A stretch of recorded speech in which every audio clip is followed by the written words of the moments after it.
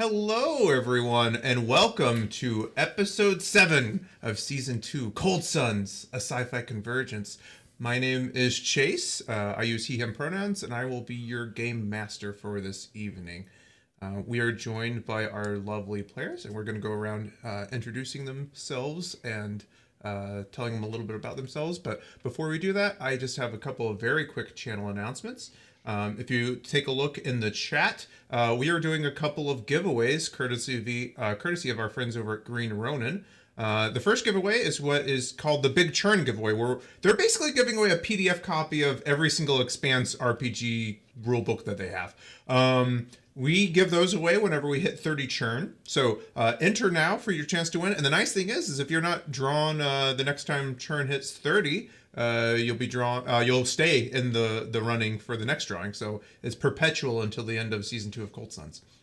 We're also giving away what they're calling the player bundle. So it includes a PDF copy of their core rulebook and Abzu's Bounty, which is one of their adventure paths. It forks nicely with the one that's the adventures that are included in the player's handbook and the DMG. I have my physical copy around here somewhere that I need to get signed at some point, but it's pretty cool. Yeah, I think that's it for me for channel announcements right now. So let's go ahead and hand it over to Matthew. Hi, folks. I am Matthew Foreman. Tonight I will be playing Drake. We both use he, him pronouns. Drake is a mystic warrior with a blade made of light. And I sure am excited to be here. I'll pass it over to Sean. Hi, everybody. I'm here every Saturday. I'm Sean. I use he, him pronouns. I am playing Deqiri, she, her pronouns. She is the rogue pilot, or as the group now likes to call her, the pirate pilot of the group. I will pass this over to Rob. Rob at Parameter 804, he, him. Tonight I will be playing TAC, they, them. They are a colony of worms stuffed into armor that have a shield and a big hammer and protect the party and kind of work on engineering the ship and stuff. I'll go ahead and keep this moving over to the left and pass it over to Liz. Hi, I'm Liz. Know when you know backwards on all the socials. I use she, her pronouns, and I will be playing Droogle, our resident space potato hacker who uses they, them. And I will pass this over to Alexis. Hello, I'm the disembodied voice named Alexis. You can find me at VoxFanato on Twitters, and I use she, her pronouns. I will be playing Cassie this evening, who also uses she, her pronouns. And she is a bit of a maverick who is a blended consciousness with a Tok'ra symbiote. So I think that's, yeah, back to Chase. Thank you guys for those intros, and yeah, if you can see the overlay, if you're not looking at us, you can look right next to the character names for some of that beautiful character art and see the characters that we're playing tonight. So we're gonna do oh yeah, he's pointing. I thought that was the hold on the hold on finger. You didn't say the magic word. So we're gonna run a quick intro video, and then I will recap the session and hand us off. So let's roll that beautiful bean footage.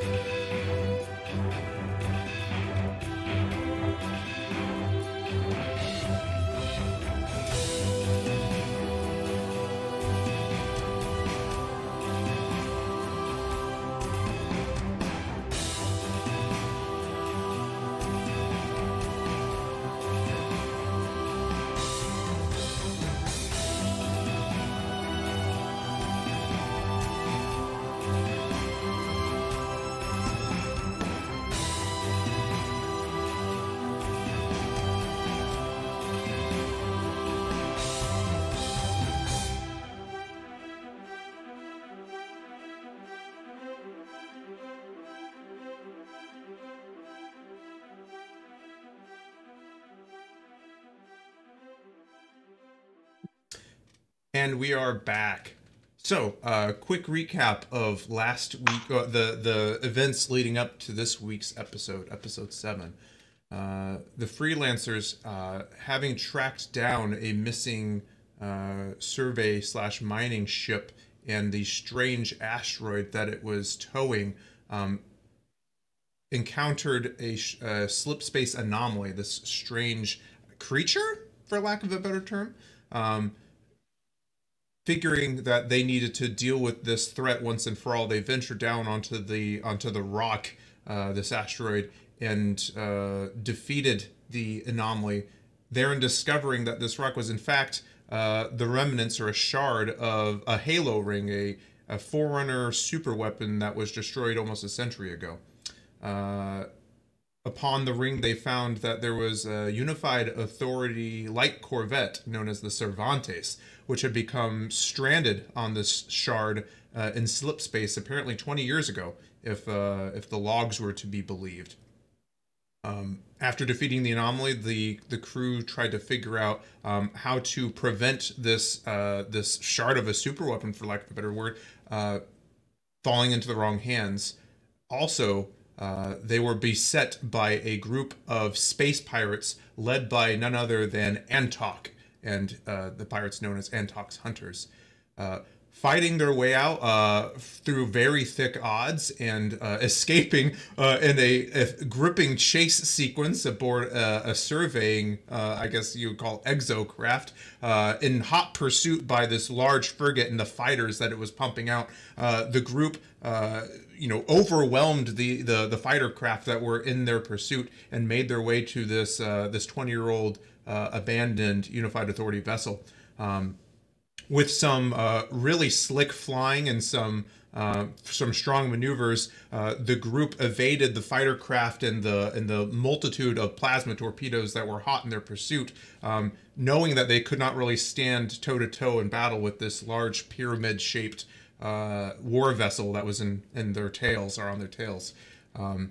Using a mysterious slip space shard that the group had retrieved while on the super weapon, they used this to allow themselves to enter into slip space. However, in a last-ditch effort, they basically turned off the inertial compensators that prevents them from being crushed by acceleration in order to dart through the small opening that they had just barely managed to tear, leaving the group battered and bruised, but alive, and in this kind of weird shifting kaleidoscopal version of slip space, which seems to kind of play around a little bit with time. Thinking that they were kind of out of the woods, so to speak, they started to allow themselves to take a breath when some kind of strange occurrence happened on the bridge, dark shadows passing over their pilot's, Deqiri's, eyes and the lights darkening. And we're going to cut to the engine room where Tak, Drake, and Drugel were kind of collecting themselves. When Drake, you feel the unmistakable sense of some kind of disturbance in the source coming from the ship. It feels like a dark energy emanating from the ship. I'm going to play some music.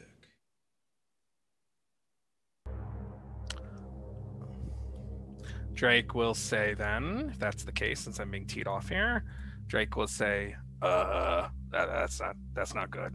Over comms and all. Does anyone else feel that? The ship's haunted. There's dark side energy on here.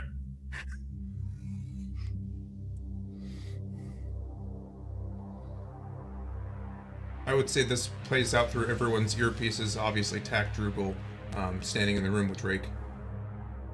Tak will lift themselves up off the floor and pull out their hammer and shield. Is there anything we can do about it? What should we do? Yeah, I don't remember.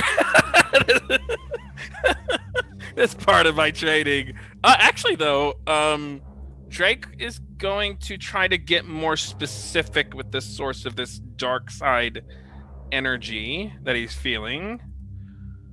He has a couple ways of doing this now because of advancements.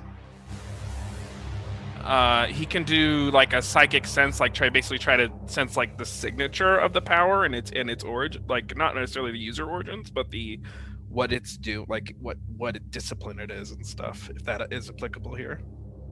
Yeah, I think that you can. So did you have the psychic sense ability? Yeah, I took ESP. Excellent. So go ahead and read the ability then off for the folks, and let's go ahead and roll for it. Yeah. Sense psychic powers. Yeah, I think this is it. A successful TN9 power test while spending 1 power point means you sense psychic powers within 20 yards, and you know which talent it falls under, but not necessarily the exact discipline. You know the general direction and distance and if you spend 2 power points, you know the exact discipline. If you spend 4, you also recognize the user of the psychic power if they are known to you. So let me make that test. I do make it, even with fatigue. Excellent. Yeah. Oh, yeah. That's right. Remember. Yeah. Everyone's fatigued or wounded, battered and bruised. And I'll spend all 4, even though I doubt I know the user. But good God, if I do. Okay. So I was trying to pull up Modern Age. Give me 2 seconds to pull it up. I thought I had the physical book down here. Give me 1 moment, please.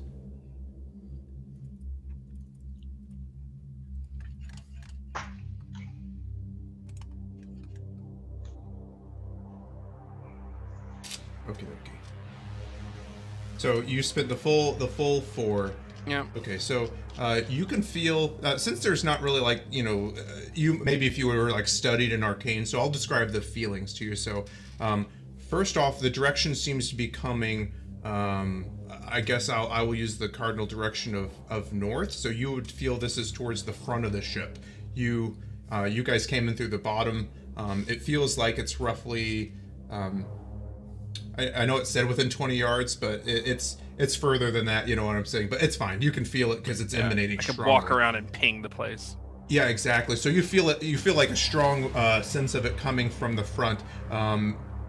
You feel like the feelings that it leaves upon you is that of darkness and shadow. Not dark side energy, but as if it somehow like deals with the light or the absence thereof. And you do feel a familiar sense from it. Not someone that you've seen use the source before, but hanging out with the crew for as long as you've had, you've kind of learned how they feel to you through the source, so to speak. And you feel this, I would say, quaking anger and rage coming from Deqiri, Eba, your pilot. Nice. I would communicate that stuff and start, traveling to the source, and then I guess I see Deqiri there. Yeah. And then with that, as you realize it's Deqiri in the control room of the ship, we're going to cut to Cassie and Deq. So when we left off, Cassie was consoling Deq. Deq was not yet able to talk, but is now starting to talk. Is the rest of the group coming into the room? I would say they're on their way there. You have I would just say a few moments before they make it to the room. Okay. Well, then I will. Yeah. The lights had dimmed, right? Correct. So and you had gone into Deqiri's eye was like pitch black. Correct. And the lights had started to dim as you went in to console her. Yeah.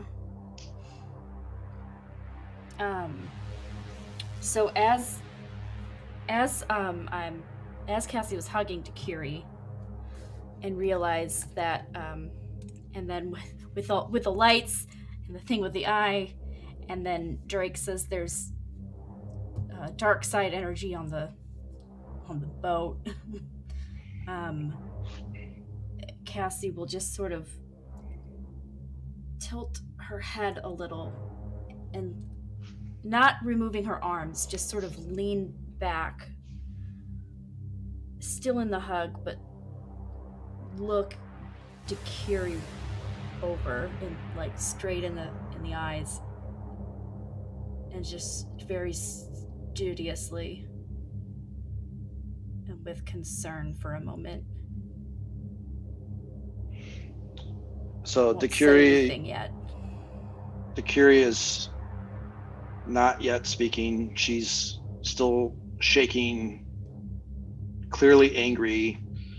You see, I think Chase had described it before that the iris had gone black, and now you're starting to see tendrils pull out and go into the sclera of the eye as well, as now half of her eye is turned more black.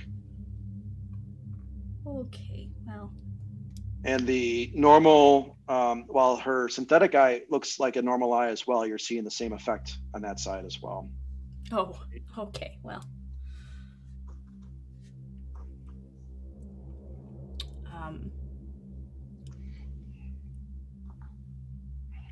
Cassie will just sort of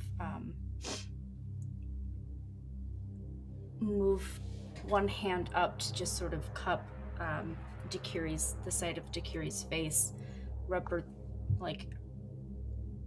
and just look at her for a minute again, and just say,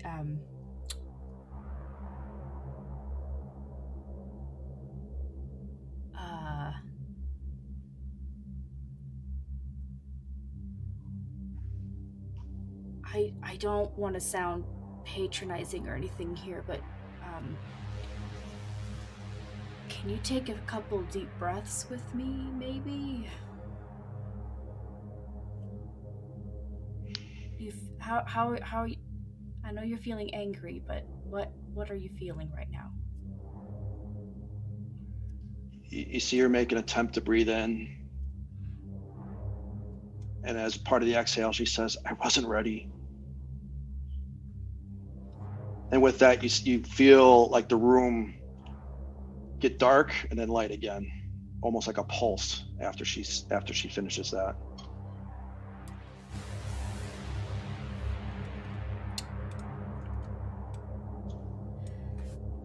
She breathes in again.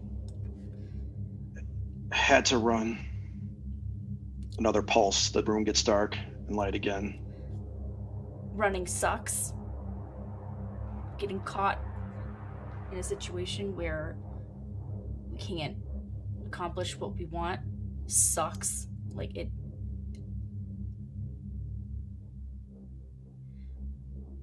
But we know where they are, what they're after.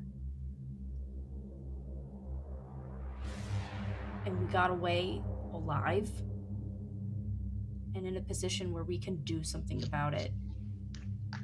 When you mentioned getting away, you see her kind of lurch back a little bit and a tear running down her cheek. I heard everybody on the ship getting away. Everybody's alive. There's no irreparable harm done.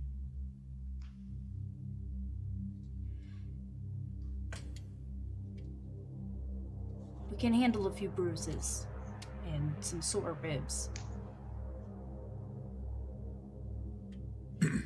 But we're off that rock. We are alone in space at the moment. We just got a new ship.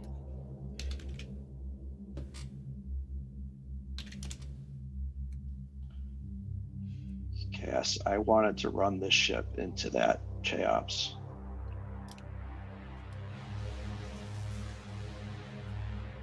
I get that urge. And I'm glad you didn't.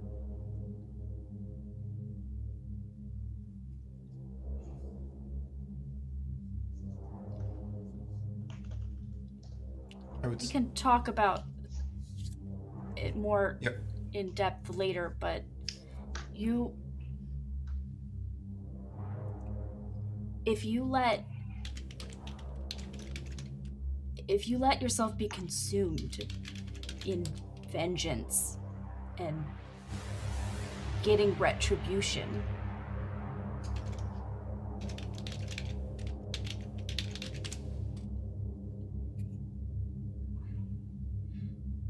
and you're not left here afterwards,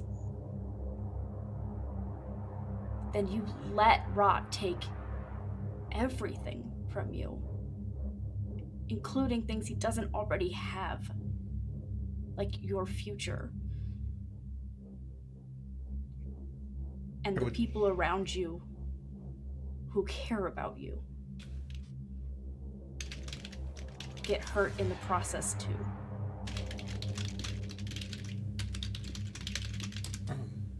I would say, as Cassie, as you're saying this, your words are almost interrupted as the door behind you kind of flies open, and you can see. I'm guessing Drake would be in the lead. You know, following your source nose. Follow your nose. And you can kind of see Cassie standing there, holding Deqiri at arm's length, and the lights kind of dimming. And were you just? Oh, Sean. I would just say as you see. Yeah. Yeah, I was going to say everyone, I suppose, but Tack, given that they sense things differently, would notice that the shadows along the walls and ceiling are almost pulsing or undulating and moving without any source of movement within the bridge, changing the shadow. Occasionally, Cass couldn't see this because she's too close to the epicenter, but occasionally you'll see a whispery tendril of shadow shoot out or dart out from Deqiri's back in a seemingly random direction. Drake, you feel a small dark side energy pulsing as Deqiri's speaking. At the end of every brief clause, you feel like it pulsate as if it's punctuating her statements. The energy is both coming from within her, but then also outside of her, dancing as if looking to find more purchase to plant more roots.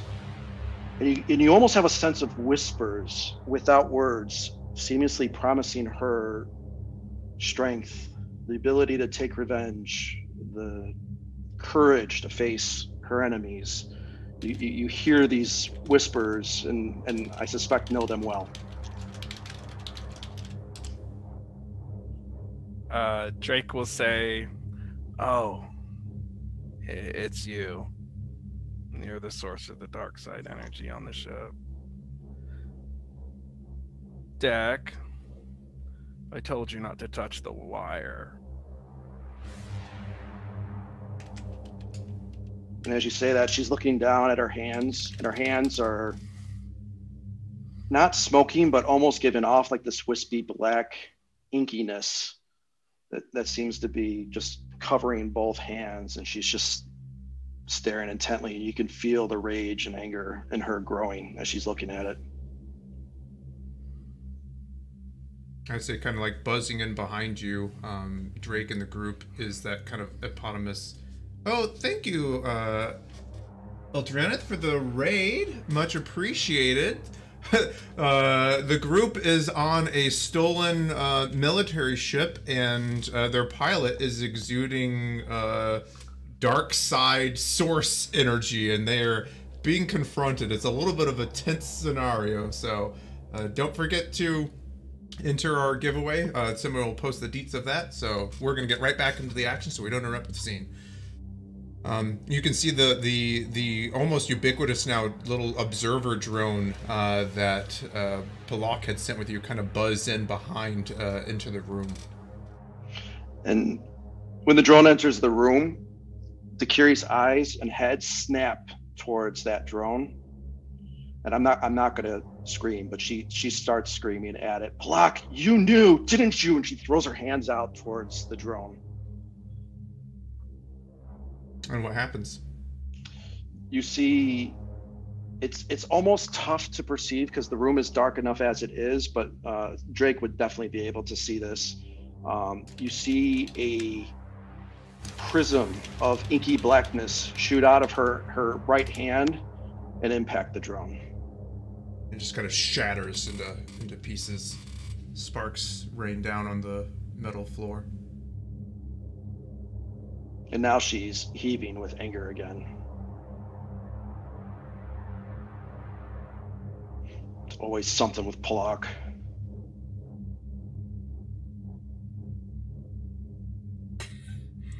Cassie definitely flinches away from the outburst because she's right there. But doesn't, like, leave, just kind of...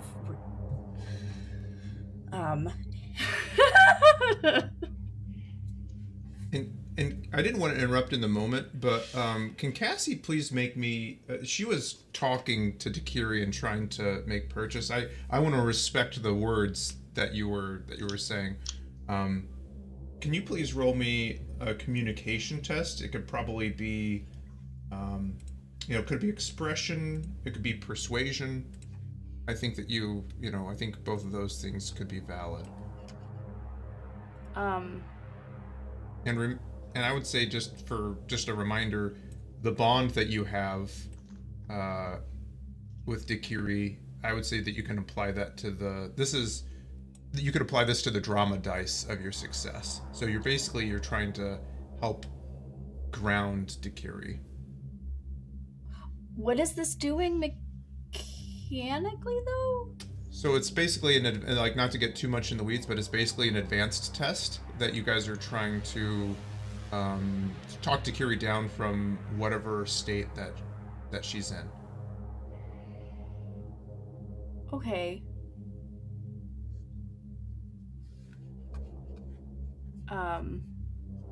Hold on one second. Get down. Sasha. She's up there like batting it Yeah. stuff. She knows. She's such Our a next shit. encounter. So you want me to roll?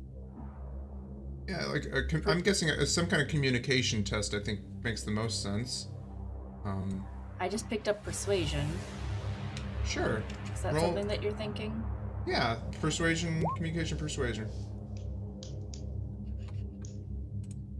Let's see. And the relationship dice are stunt dice, so. I understand that. So basically, since I'm treating this as an advanced test, I still want it to factor in, so I'm just letting it modify the result of the drama dice. I already got if a you 6 wanted it to. You got a 6? on the Awesome. drama die. Total of Beautiful. 16. Okay, thank you. And what's your bond strength with Deqiri? 2. 2? So I would say that, like, as a one-time thing, it can't modify every roll, but you can add 2 to that. So you can tell that your words were having a calming effect on Deqiri. I think that the outburst was mostly triggered by the appearance of that drone and kind of like the altercation of people coming into the room. But you could tell that you were getting through to her. I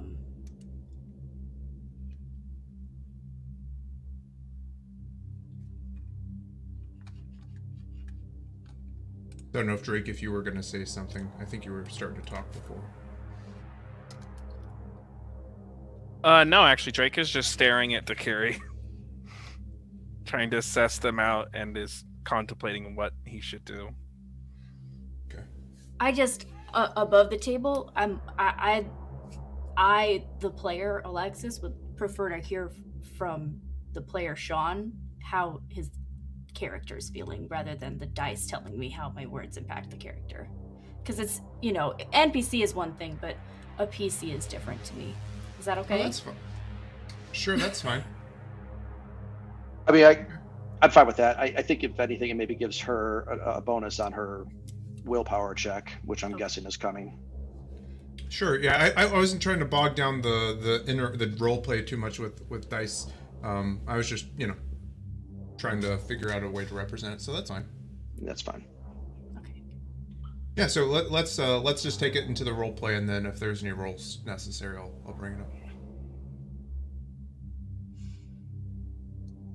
She seems so Deqiri, after the drone is gone, settles back down again, and while if you were watching, you would have seen her eyes had turned totally black through the sclera, but now it seems to be, you can see the whites again.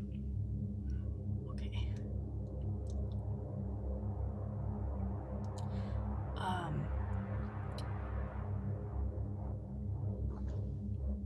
We can.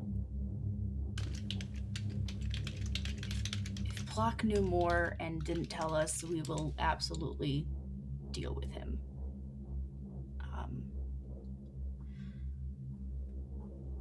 she says as she side-eyes the drone, knowing that Polak is gonna hear that.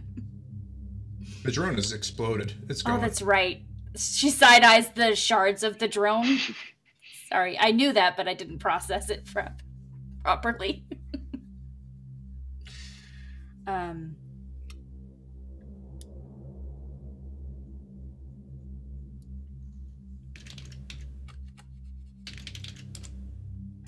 I think Cassie's just not quite sure what to say at the moment now, and just kind of just here with Deqiri and everyone else, and just waiting. Drake will say, I mean, yeah, Polak should have told you, but I mean, it's how you need to be responding to this stuff either way, Deqiri.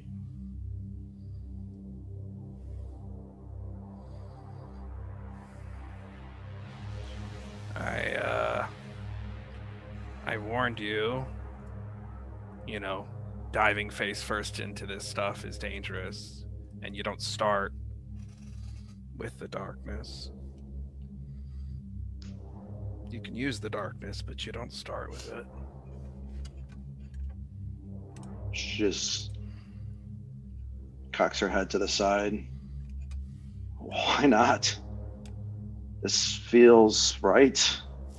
This feels different than what I was feeling just a moment ago.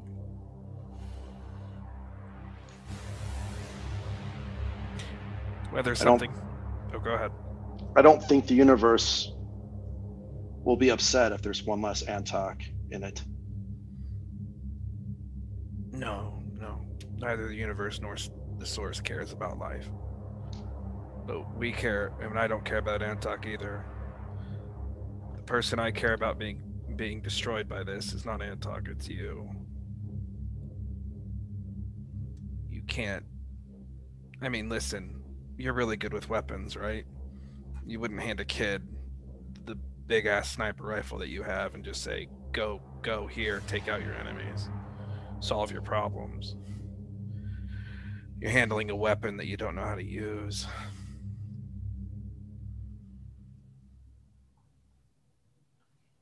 She has a confused look on her face. I haven't hurt anyone other than she looks over at Drugel and at Tak. I hurt more people escaping than now.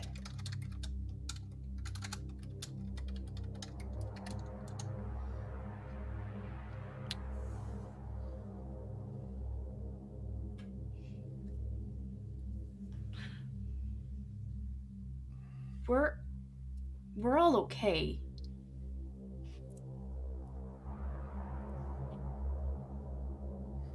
Yeah, the high G maneuvering that you pulled to get us out of there. It hurt a bit, but it's temporary. And, you know, better than alternatives.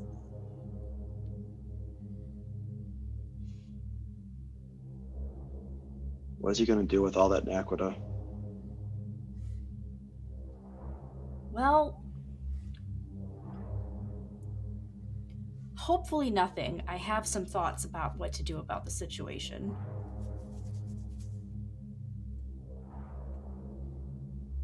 Which we could talk about.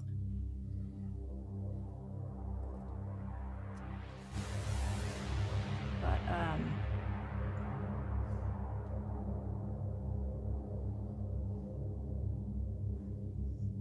right now, I just want to focus on you, I think.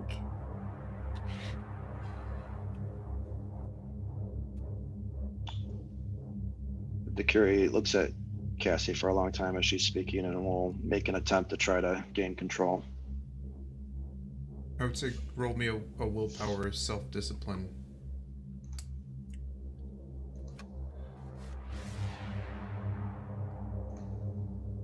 Don't forget to use your 2 You're 2 points from our relationship if you want. Oh, not good. 7. 7. Are you gonna use our relationship points? Those were with the relationship You know- points. No! Deqiri, why? Fatigue is -2, isn't it? Not -3? It's Yeah, it whatever the sheet did. I have Yeah, it exhausted. should add 1. You know, I would say, now, if we want to do narrative over mechanics, like, you know, yeah, I would say that Alexis's, not Alex, sorry, Cassie's words before it had a strong grounding influence on you before. You know, I think that maybe, I'm not saying that you're slipping any further. It takes quite a ways to go there. I would say maybe what Deqiri feels mostly now is tired. Like you're coming down from some kind of high. Like adrenaline high. With that, then, I would say that she would collapse in Cassie's arms, a big sobbing mess.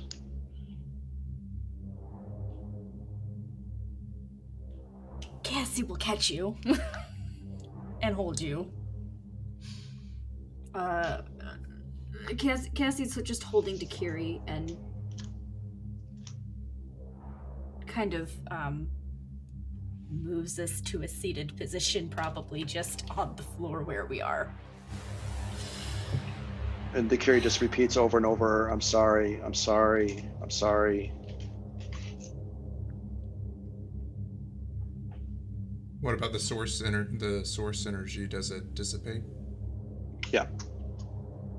As the normally brilliant blue lights of the control room of this ship begin to come back into full brightness. And I would say, Drake, you can start to feel this malaise begin to dissipate. Drake will look down since she's collapsed and Cassie is holding her. Drake will just look down at Deqiri, and then he'll look at Cassie, and then he walks out, and he's gonna go lay down. I'm actually gonna use Source Trance to recover more quickly, but yeah, he's gonna go rest.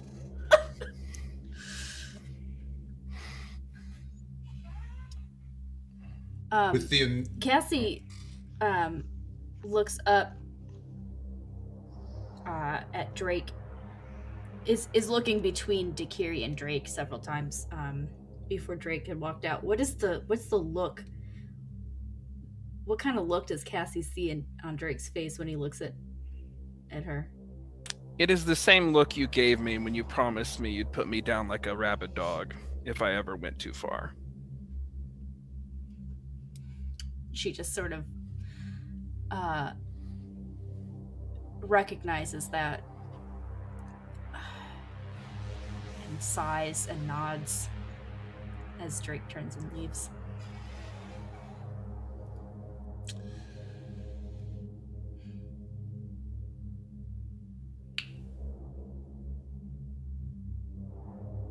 Is that the scene? Or do you want more? I'm seeing nods from Sean.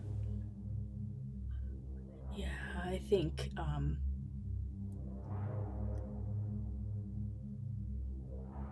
at this point Cass is just focusing on trying to just be here. Okay. I'm gonna change the beat of this music just a little bit since the despair has passed for right now. What did you say that Deqiri was saying over and over? I'm sorry? Mm-hmm. So Cassie, also exhausted, is fatigued technically, is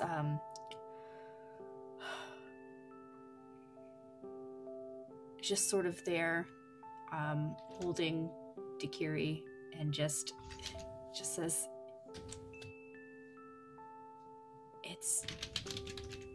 we're gonna figure it out. And I'm right here.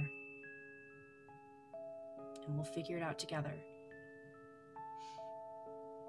If that's what you want.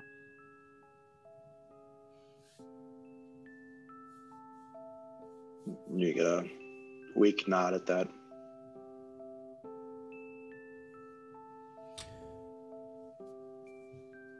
I would say the group, battered, bruised, and in some cases exhausted from the ordeal that you have all been through, start to kind of acclimate yourselves to the Cervantes.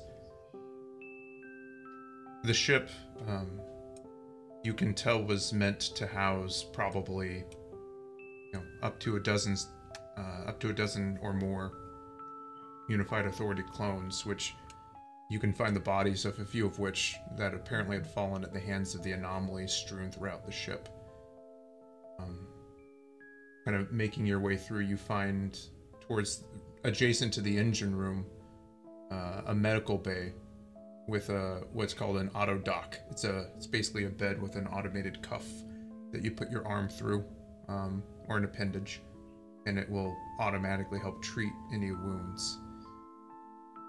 I would say that we're going to be entering into, we're out of any kind of action phase, and we're into what's called an interlude.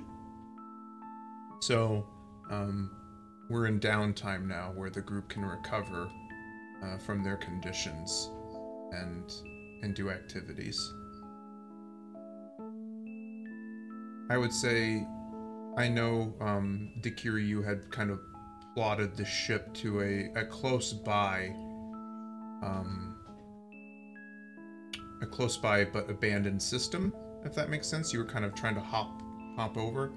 Yeah. And much quicker than you would normally expect this duration of a trip to make. Like, as you're kind of extracting yourself from the embrace of Cassie, you can hear the chime of the ship go off, alerting you that you've arrived at your destination,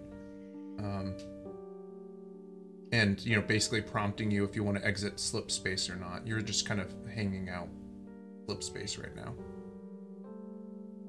Normally this trip would take the better part of a day, and it took less than 30 minutes. So unless the group had a different idea, when Deqiri first came out of slip to drop those torpedoes, she would have plotted a series of jumps to eventually take us back to Cap Bap, but to do it in such a way as to hide the direction the ship was going in. Understood. So it'll take a little while for it to execute those jumps. Yep. Whenever we get there, is Cap Bap there?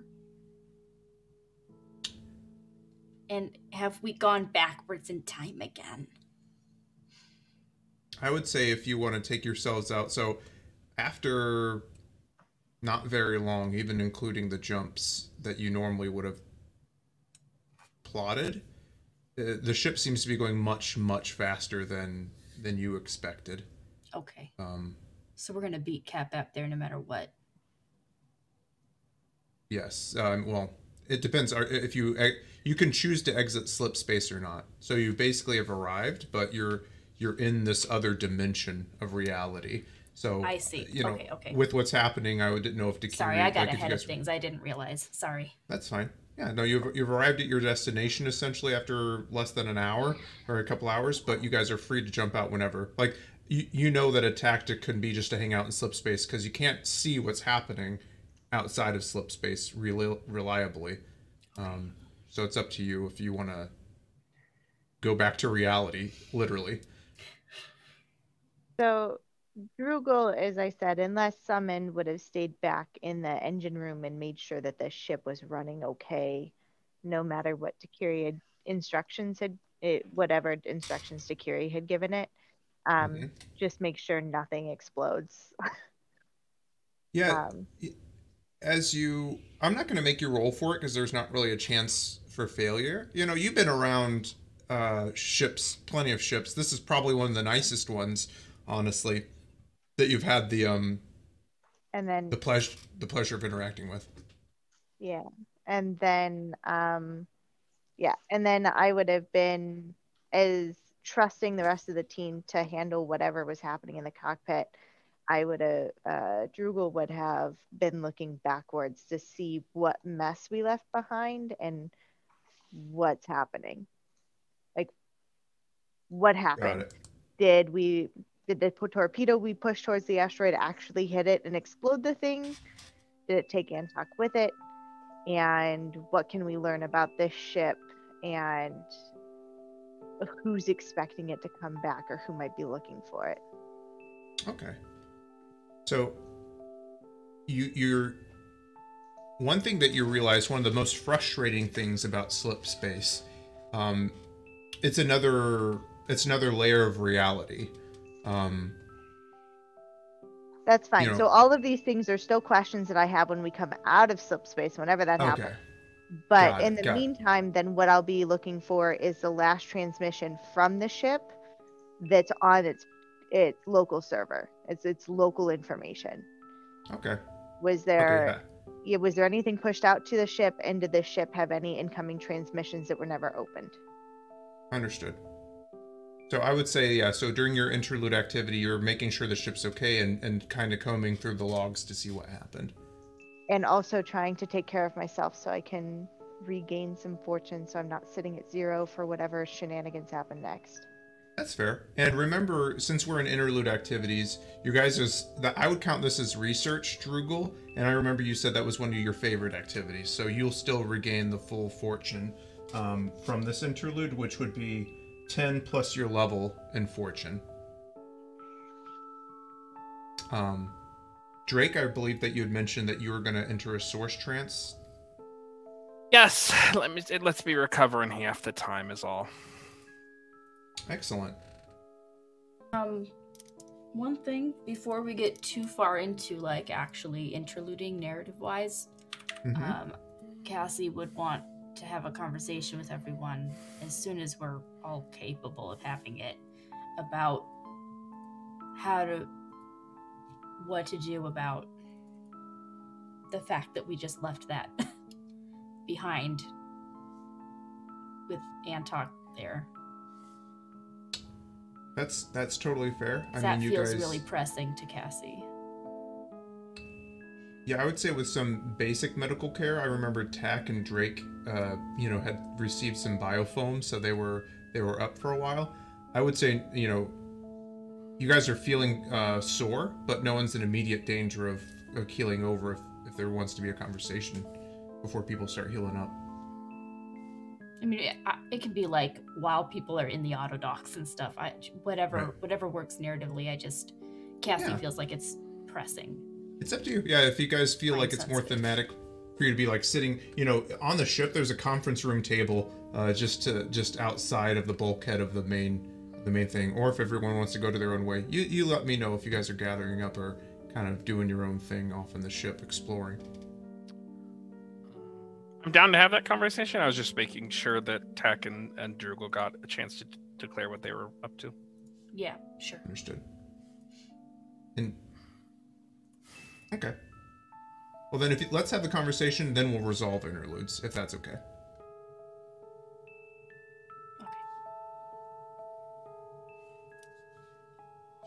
Okay. Once Drugel was summoned somewhere, Drugel would go to wherever they were summoned.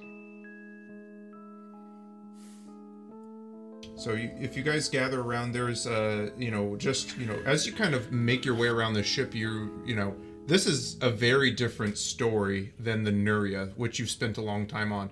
The ship, it's not that much larger than the Nuria in terms of length and size, but it's just so much better appointed. You can tell everything feels new. And you gather around what appears to be some kind of like briefing table for officers, just outside of the main CIC area. You're kind of learning. Luckily, your heads-up displays and your medium armor, know the schematics and tell you where to go when you're trying to figure it out. But there's lifts and ladders, and you're kind of making your way around the ship. So I'd say everyone gathers around, and there are these kind of like pleather chairs. I'll just drop everyone over there. And I guess Cassie, if you want to lead off the group. So, obviously, we're not in a situation where we can take on that massive, what was it, a frigate? That frigate.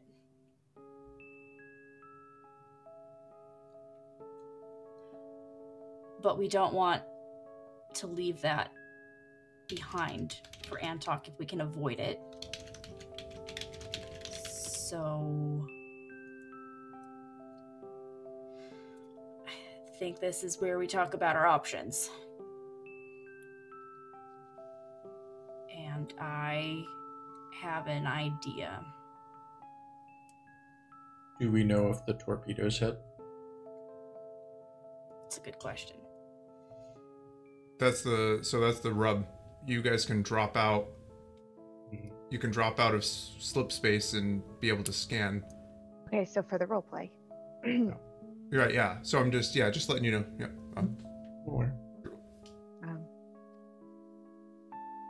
I can check when we drop out of slip space.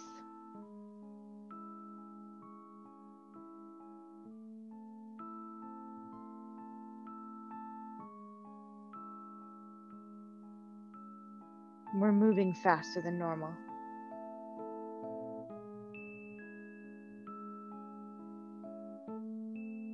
You're muted or gated. You're muted, Alexa. Yeah. I wasn't saying anything yet. I was taking a breath. Sorry. Oh. Yeah, that's disconcerting. I'm a little off-put by that. Otherwise, time seems fine.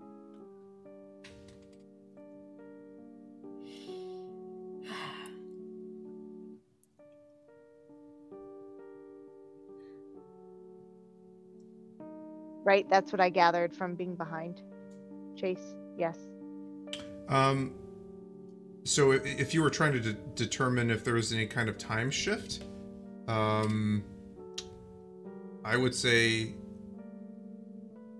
that would take time to determine. Like that's what I was doing. I'm making sure that the ship was running fine. Yes or no? Okay, so the ship itself is functioning fine, but this is like a phenomenon you've never experienced before. So if you're checking like the engines and everything, yeah, the ship is functioning just fine.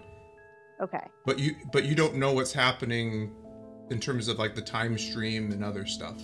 Like that will take a little bit more time to determine than is the reactor going to explode.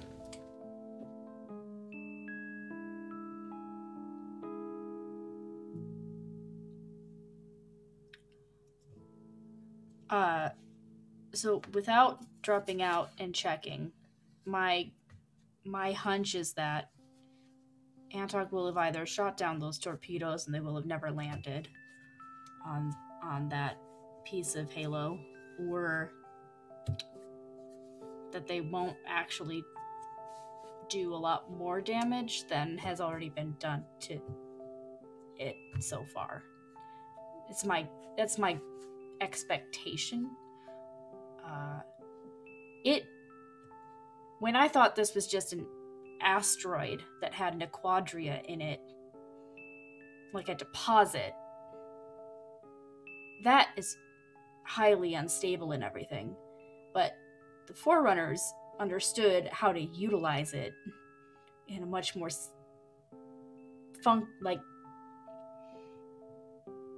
stable-ish capacity. And I don't actually think that it's going to set off the level of explosion from those torpedoes that it would have under the previous assumptions. If that makes sense. Yeah, I mean, it was a long shot that those torpedoes would actually get there. Mostly just did it to draw their fire for a second. So, operating on the assumption that it's highly likely that the thing is still intact the way that we left it, or that some explosion happened and there's some level of debris.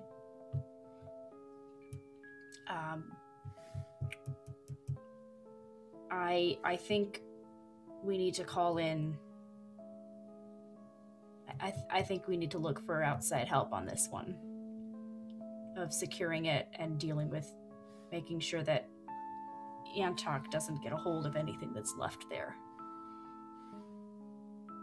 So giving it back to the Unified Authority? No. Then who do we call? I know some people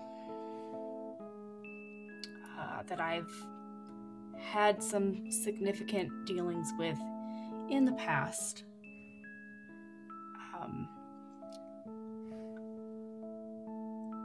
There's an organization of sorts that I don't have, I can't talk too much about, but it's there, and What would they do with it? well, their focus is making sure that people like Antok don't get their hands on things like this and use it for the kinds of shit that they would use it for.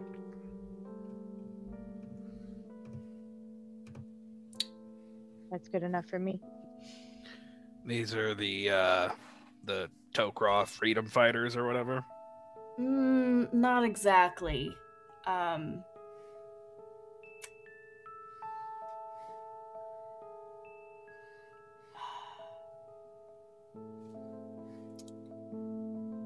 There are some people who are Tok'ra in this group, this organization, whatever you can call it. There's some people that are in the UA, in the Free Jaffa Nation, people who are retired, people in the Sanghili Crowley of Yusfo. There are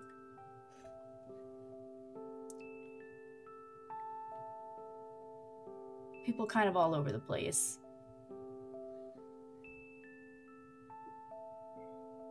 But there are a set of shared ideals and goals. And one of those is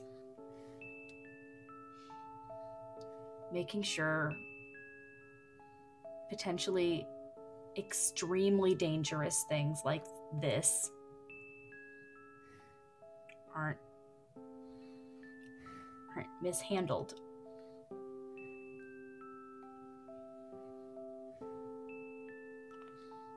I mean, yeah.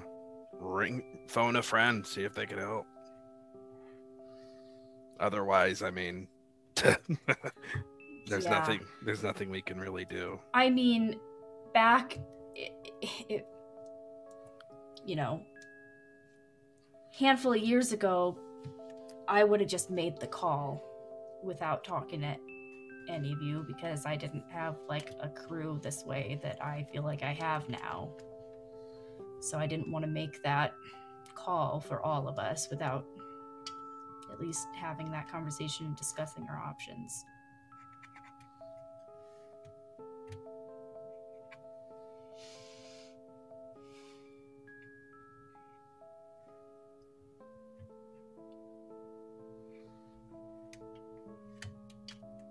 Anybody else have ideas or thoughts on the topic? We think calling the group is probably our best option. Don't know what we'll find when we warp out. It'll be 20 minutes back again. Yeah, that's the whole thing, isn't it? It'd be 40 if we made multiple jumps. What was that? It'd be 40 if we made multiple jumps. Because we jumped, stopped, jumped again. Oh god.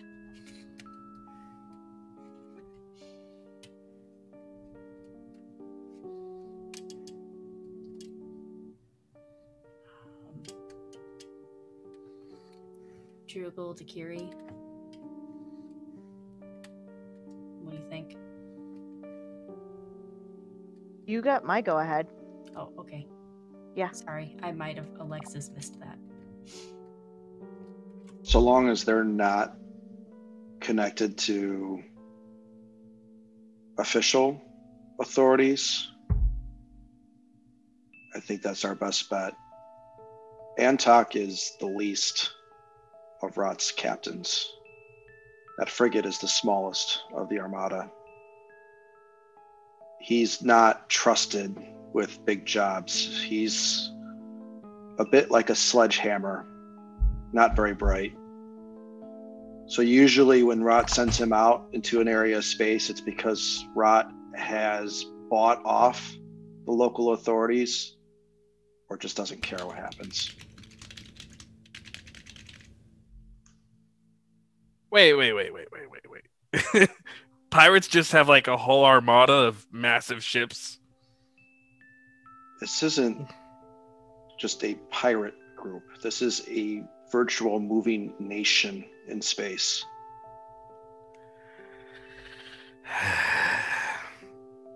Yeah, that Cheops, the reason why I was so afraid and hit the high G's is that's the fastest frigate because it's the smallest. I miss the days when I didn't know any of this. Maybe you knew, you just forgot you knew. Yeah, I'd like to forget again.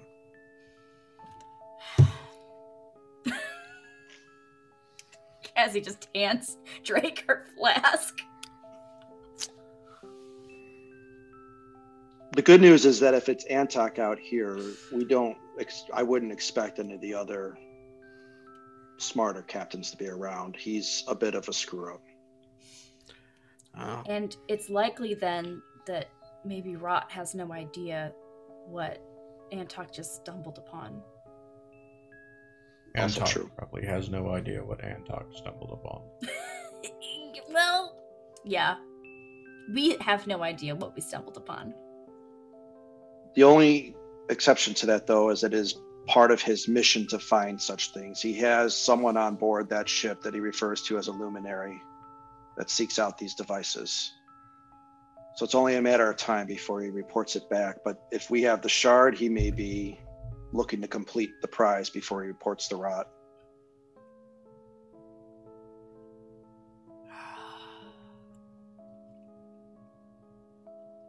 Yeah. Which, by the way, where is that shard? We installed it. The slip space shard. We installed it in the ship. It's powering this whole ship. I was trying to think of a funny term that included wagon, but they were all bad. So.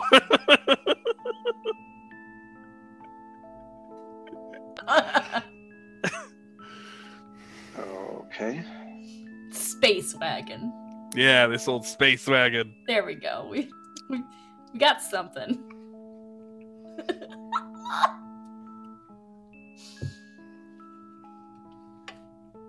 It was a whole thing.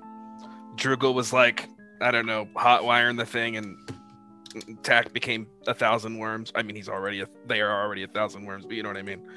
And then I was like, very impressive. Shame you weren't there to see it.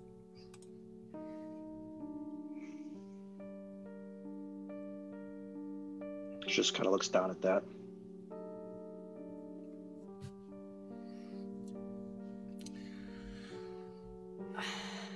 Okay.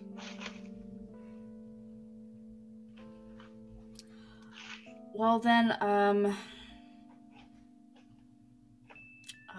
make the call, so to speak. Can't do anything until we drop out of slip space, so we should take advantage of the med bay, take a breather, and then drop out of slip space when we think it's appropriate and hope for the best. We should run diagnostics then. We should confirm the time before making the call, because we wouldn't want to send them into a system that still has them in it. I mean, If it does detonate. The way this will work is to make sure it's not intercepted by anyone who shouldn't be intercepting it. I'm not going to give any of the details of the information. It's, you know, if you've seen spy movies, you know how like dead drops work. It's going to be kind of like that. I have not watched, or we have not watched many of those. She'll add it to our list. Put it on while you're in the auto dock or something, I guess. There's a... And I just to add one thing. So Droogle, what I was trying to say is like, so you guys don't have sensors that will sense into reality, into real space. You do have a transceiver that can send and receive messages. Like you've been able to, like, when you were stuck on a ship for a month, you were able to like do research. You figure this one has a pretty good one too, so it probably is not going to be at like dial-up speeds. So you might be able to communicate with the outside world and try to find some of that information that you're looking for. It would just take a little bit of time. So you guys aren't like stuck completely in a bottle. You're just kind of blind. The only way that blind as in you can't see what's happening in reality. You can talk to people. You could reach out if you needed to. So if you wanted to see if time was passing normally, that would be an avenue to do so. Just by like reaching out and pinging something.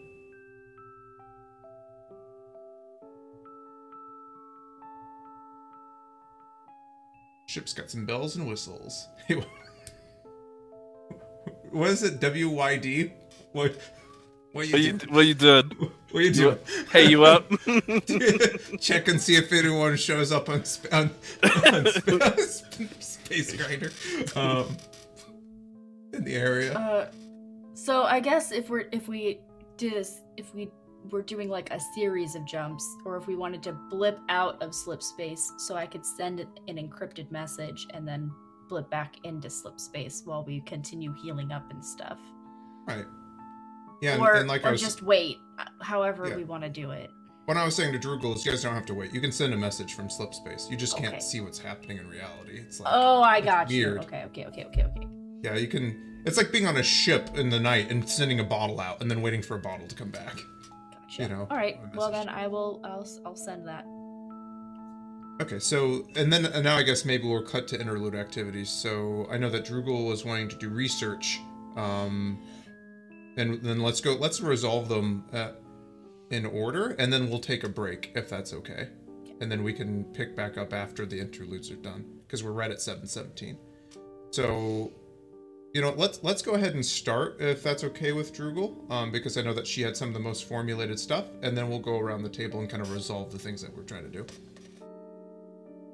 Okay, so this would be technology, because I can change research for technology. I'm assuming you need me to roll, yeah? Yes, please. Alrighty. That's a whole 11. Got it. And which specific thing were you trying to investigate at this moment? Just so I'm clear on your intentions. Those 3 questions. Did the asteroid explode? If it did it take Antok with it? And is there an APB or some sort of information on the Cervantes? Is someone still looking for it? Okay. I would say as you and start if I fail, to reach I out... can technically re-roll. Okay. Go ahead and re-roll. Because I don't think you're gonna have enough there you go. 15. Beautiful. So I would say Droogle, you're trying to get you have to get creative, I would say, in order to get some of these questions answered, because infuriatingly you don't have a way of sensing outside the ship. But tapping into, I would just say, some like relay satellites and whatnot, because you know that they've been surveying the area. When you scan, you don't see any large-scale explosions. That being said, as you are scanning these relay satellites, you're noticing like a weird synchronicity issue. The responses that you're getting from the satellites are days old from your perspective. The following piece of information that you get when you were searching on the Cervantes is you actually see that the Cervantes was declared missing with all hands lost roughly 20 years ago. it was patrolling the edges of Unified Authority space, which would be like 30,000 light years away from where you currently are. And it just disappeared. It was supposed to return back to Reach with its captain and all crew to basically, what would you call it, restock in R&R, and it never made its destination. It entered slip space and never returned. Okay. So going back to the synchronicity issue, does that make me feel like we've missed out on days, that when we drop out of slip space, we will be days in the future? That's what it feels like too, yes. Okay. Versus the opposite of what happened last time, where we went backwards 10 minutes. Exactly. There doesn't seem to be necessarily a rhyme or reason or corresponding to what happened last time. Okay. Time seems to be wibbly-bibbly. All right, then that's what I will relay back. If we're at our destination, we should probably drop out immediately. And just so that the things can happen, because I think that will be like the jump-in point for after the break. Yeah, absolutely. Yeah, perfect. So this is like you doing research and waiting for the lag to get back to you. Yeah, so that would be the last thing that I say, like 6 hours from now. Beautiful. And so I would consider that to be, and so what conditions, negative conditions did you have, or what conditions were you under when you started your long Wounded rest? and exhausted. Wounded and exhausted. And I'm exhausted because I'm wounded, because they go hand in hand. Exactly. So, can you please go ahead and roll me a Constitution stamina test? And I guess the question before you do this, somebody can be in the auto dock and they get bonuses from this, and somebody, I know Cassie, you have a thing that helps people. If Cassie was trying to help heal anyone, who would Cassie be helping heal? Deqiri. Okay. I think Cassie is pretty occupied at the moment with tending to Deqiri, so long as that's also what Sean thinks is happening. Yeah. If you want a recommendation from me, I think that Droogle probably makes the most sense to be in the auto dock, because Tack is their form is very durable, and Drake has meditation on his side. So you could be kind of sitting in this armchair doing your research and getting healed up. So basically you have a doctor treating you, but it's an auto doctor. But Tack is the one that Droogle had to bring back, so they would offer to Tack first. Tack or Drake. We will be fine. Heal yourself. I'm gonna tap into the source of all things, and it's gonna heal me. So why don't you take your turn? Okay. Then I guess I'm using the auto dock if that's what I'm doing. Beautiful. So if you could please roll me a Constitution stamina test, and I'm going to pull this puppy up.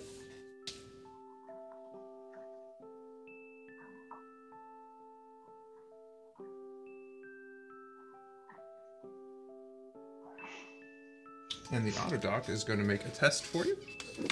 Which is the higher? Oh, that's pretty good.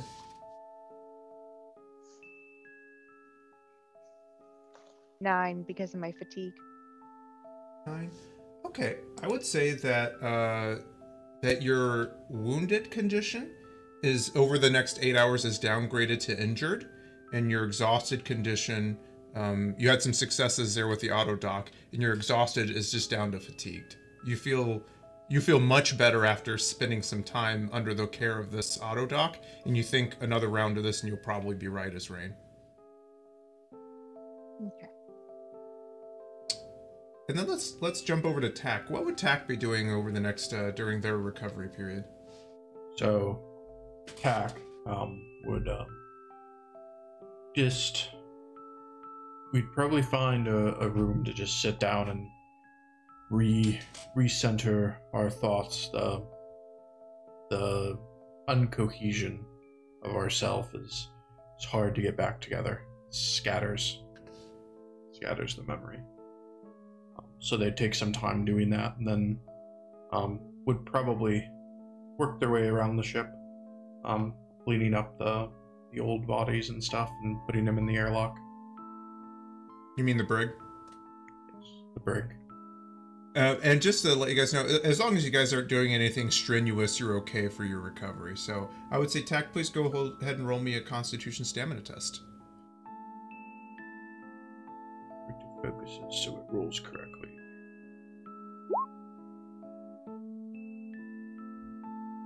Ooh, that's not great for once. 8. 8.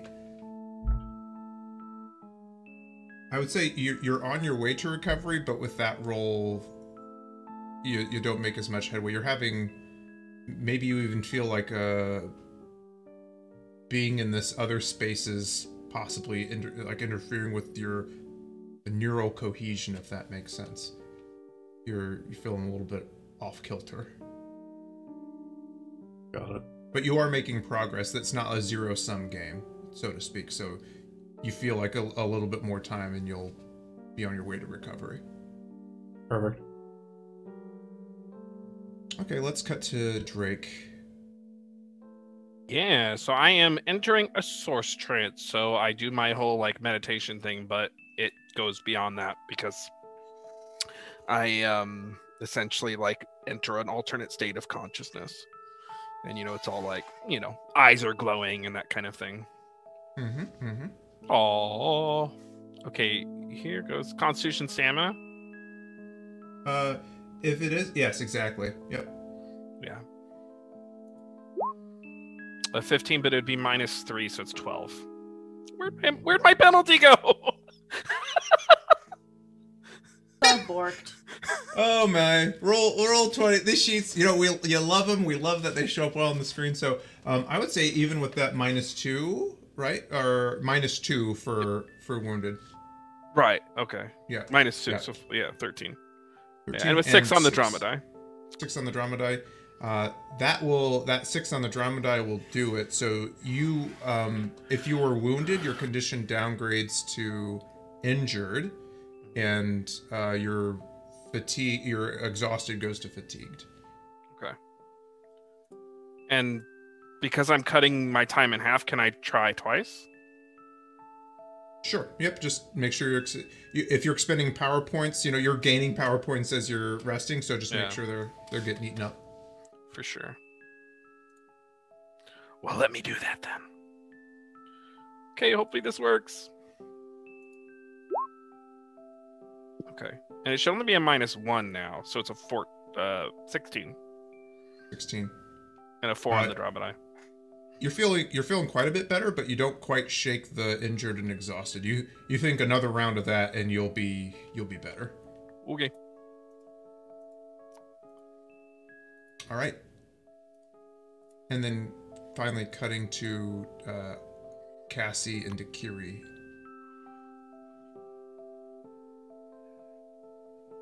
Cassie, I believe that your Alakesh allows you to help others recover. Yes.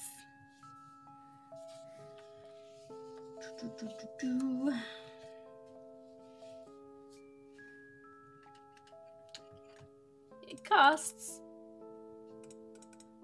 7 power points. Intense. Yeah. And I can roll it for you. Is that what you need me to do right now? Roll it? Yes, please. Okay. If that's what you're doing. I'm assuming you're trying to help Deqiri. That's what you'd stated. Yeah. I mean, roleplay aside, that yes, that is what I will be doing, is trying to help get rid of fun. I'm gonna use my 2 stunt points on this one for our relationship. Okay. Yeah, since you didn't use that before. Okay. To help So heal. That's 3. And since you can do that in 4-hour period, do you have enough power points to do one more? Or is that No. it? But Okay. Oh, but she can make her own roll. So this is aided. So I would say, Deqiri, please make me a Constitution Stamina test. this was just to make sure that it works, and I will use the what's it called? My stunt to make it cheaper so that I can at least heal myself up a little bit with it. Okay.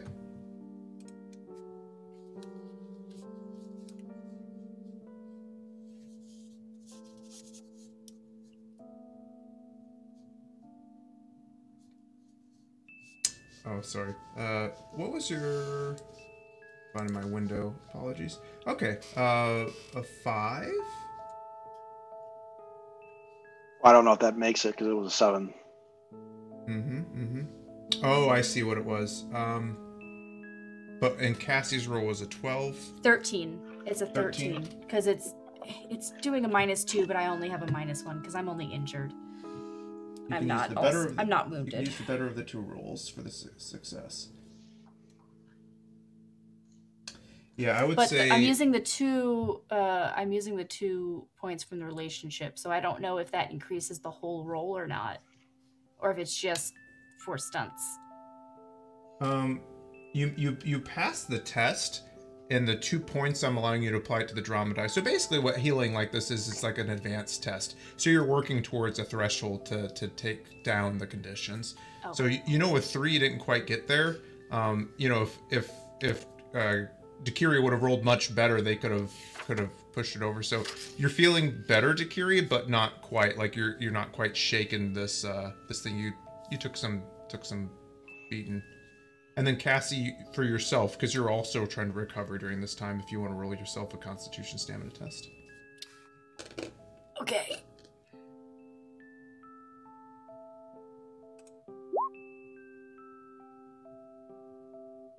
Well, that's an 11. 11 is exactly the TN that you need to make any progress. So you have 3 points towards the success. So you don't quite reduce any conditions. Okay. You haven't hit that threshold yet, but you're on your way. Okay. So what do I need to mark somewhere for that? I've got it marked down. Okay. Yeah. So several hours pass, I would say. What feels like several hours pass as you guys are healing up. We're about to jump to break, so you know that you've arrived at your destination, and if you want to exit into real space, you are able to do so.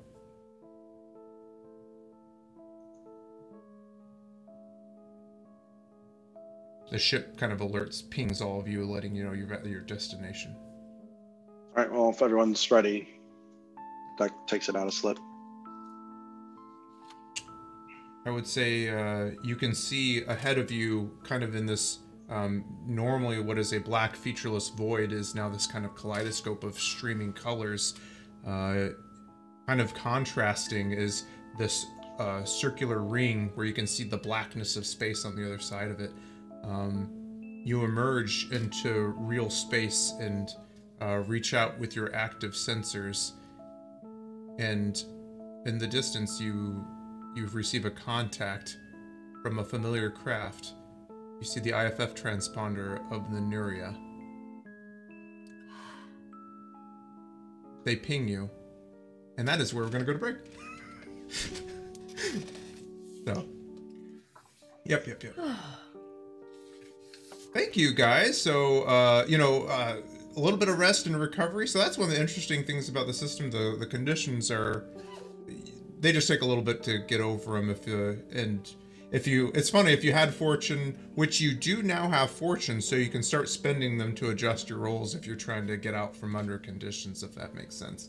So, so we are going to take a 10-minute break, folks. Please, thank you very much for the raid. Hopefully a few of you are still hanging around. Lord Arctic Frost, I see you in chat. Hope everyone is enjoying themselves. Valdrianeth? I don't know if I'm pronouncing that correctly. Thank you so much for the raid. If you haven't entered our giveaways, please check out chat, type in Big Churn or Rest to be entered for your chance to win a bunch of PDFs. We're going to be drawing at least the players bundle at the end of the session, so stick with us and we'll be back after 10 minutes.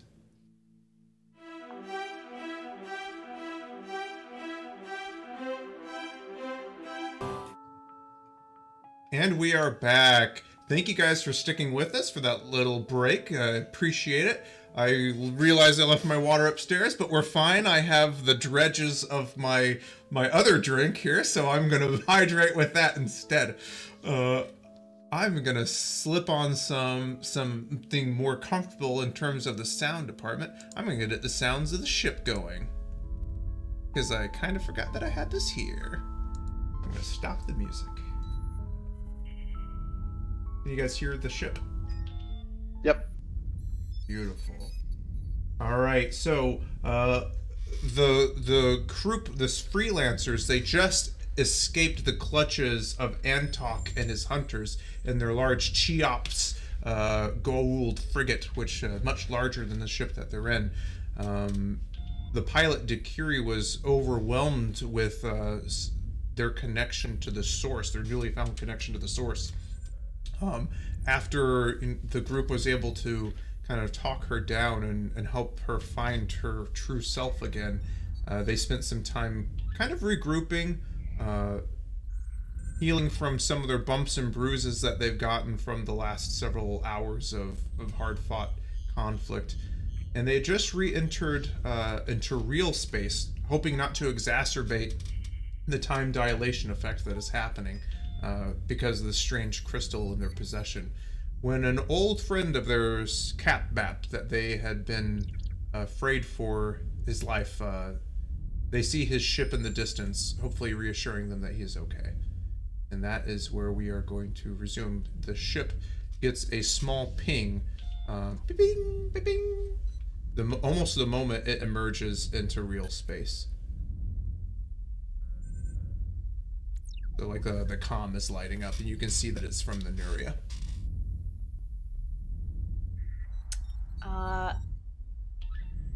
Hey. I guess. If you, I don't know if anybody else is at I love- the call, but I guess if no one else is responding, I'll respond. Sure. Hello. Hey, do we want to get really cool and put you guys up in the pilot? Like, where would you guys be in the ship? Like, I'm trying to think about, like, if this is Star Trek, where are you guys hanging out in the ship during like normal stuff? Does everyone crowd into the bridge? Do people stay back in the engine room? What are you guys doing? Where's the smallest space on the ship? Because we all have to shove into it. Right. I would say it's the bathroom. Yes, I was about to say it's this little water closet over here. Correct. Perfect. No, probably with the engine room, because that's where Drugel would get the most information on what the slip space crystal is doing. Perfect. It'd still give me opportunity to be a part of comms if necessary. Yeah, there's actually a little like backup command deck between the engine room and like the crew quarters, so you could hang out there and kind of do both. I'll drop you where that is, just so you know where it is on the map. Tack, are you in the engine room? Yeah, probably around the engine room, or if there's like a different section that you think would be better.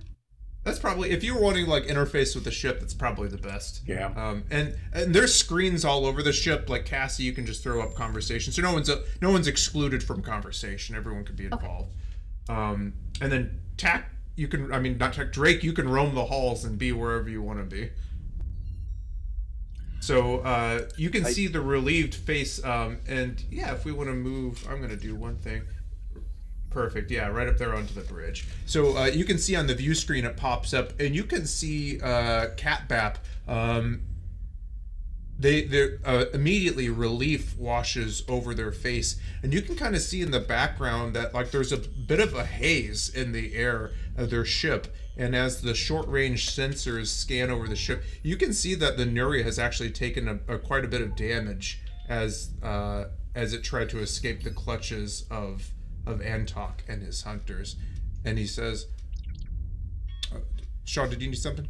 No, sorry. I was just going to say a quick side note is I would expect that during our interlude that we properly took care of the bodies of the UA and gave them a service. Because I see them around the ship. Oh, still. yeah. Yeah, So if you guys...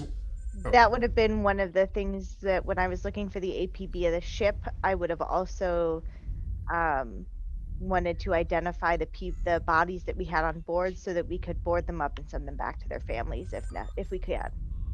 Okay. So, and as Tack, I think, could have helped you in that because they were collecting the corpses to lay them into the brig. And you find kind of morbidly that these were all Unified Authority clones. They they don't have families to send them back to. You could send them back to the Unified Authority since it's their soldiers. Or Well, you it could depends give on what them... we do with the ship. No. There you go. Afraid to ask, but are they clones of anyone Cassie recognizes? You know, if you take the helmet off of one, you know, you can tell that they were exposed to kind of vacuum for a while. They've kind of taken on a desiccated appearance. And I can't tell, and it's probably the answer that's better for me.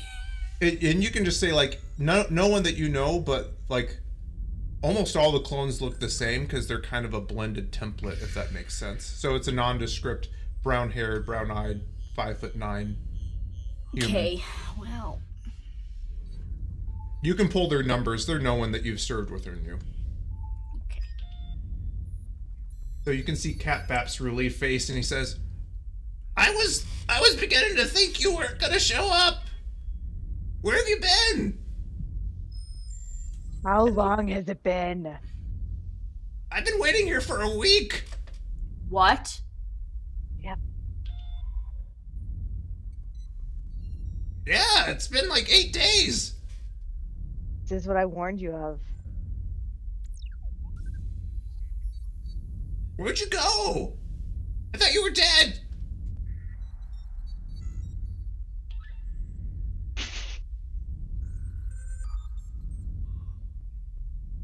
Yeah.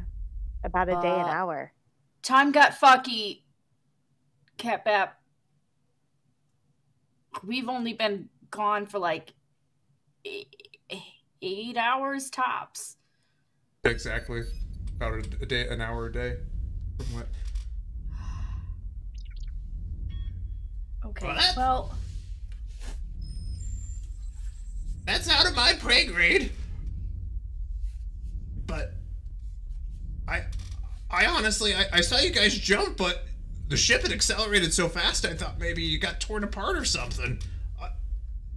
I was gonna give it another day or so, then maybe head back to Reltak Nor. I've been working on the Nuria. They shot her up something fierce. Well, I'm glad you and the ship are all right. Well, all right at least. You're still flying. But she's been through worse. Hey, Grant Ellis. Thank you so much for the raid. Woo! The crew has just reunited with one of their old friends, Cat Bap, the Ungoi pilot in his cargo ship. They are in possession of a salvaged Unified Authority light corvette warship. So they are kind of catching up because they've just time traveled inadvertently. So Yep. Don't forget to enter our giveaways. I think somebody will post the information in chat. Give us a follow. We're giving away some PDFs at the end of the session. Thanks, everybody. Yeah, he says, yeah, I mean, she's... I'd be lying if I said that she's been through worse. This is probably the worst she's ever been shot, but she'll make it. Okay. Well, I'm glad you're okay. Fuck, a week. That's not good.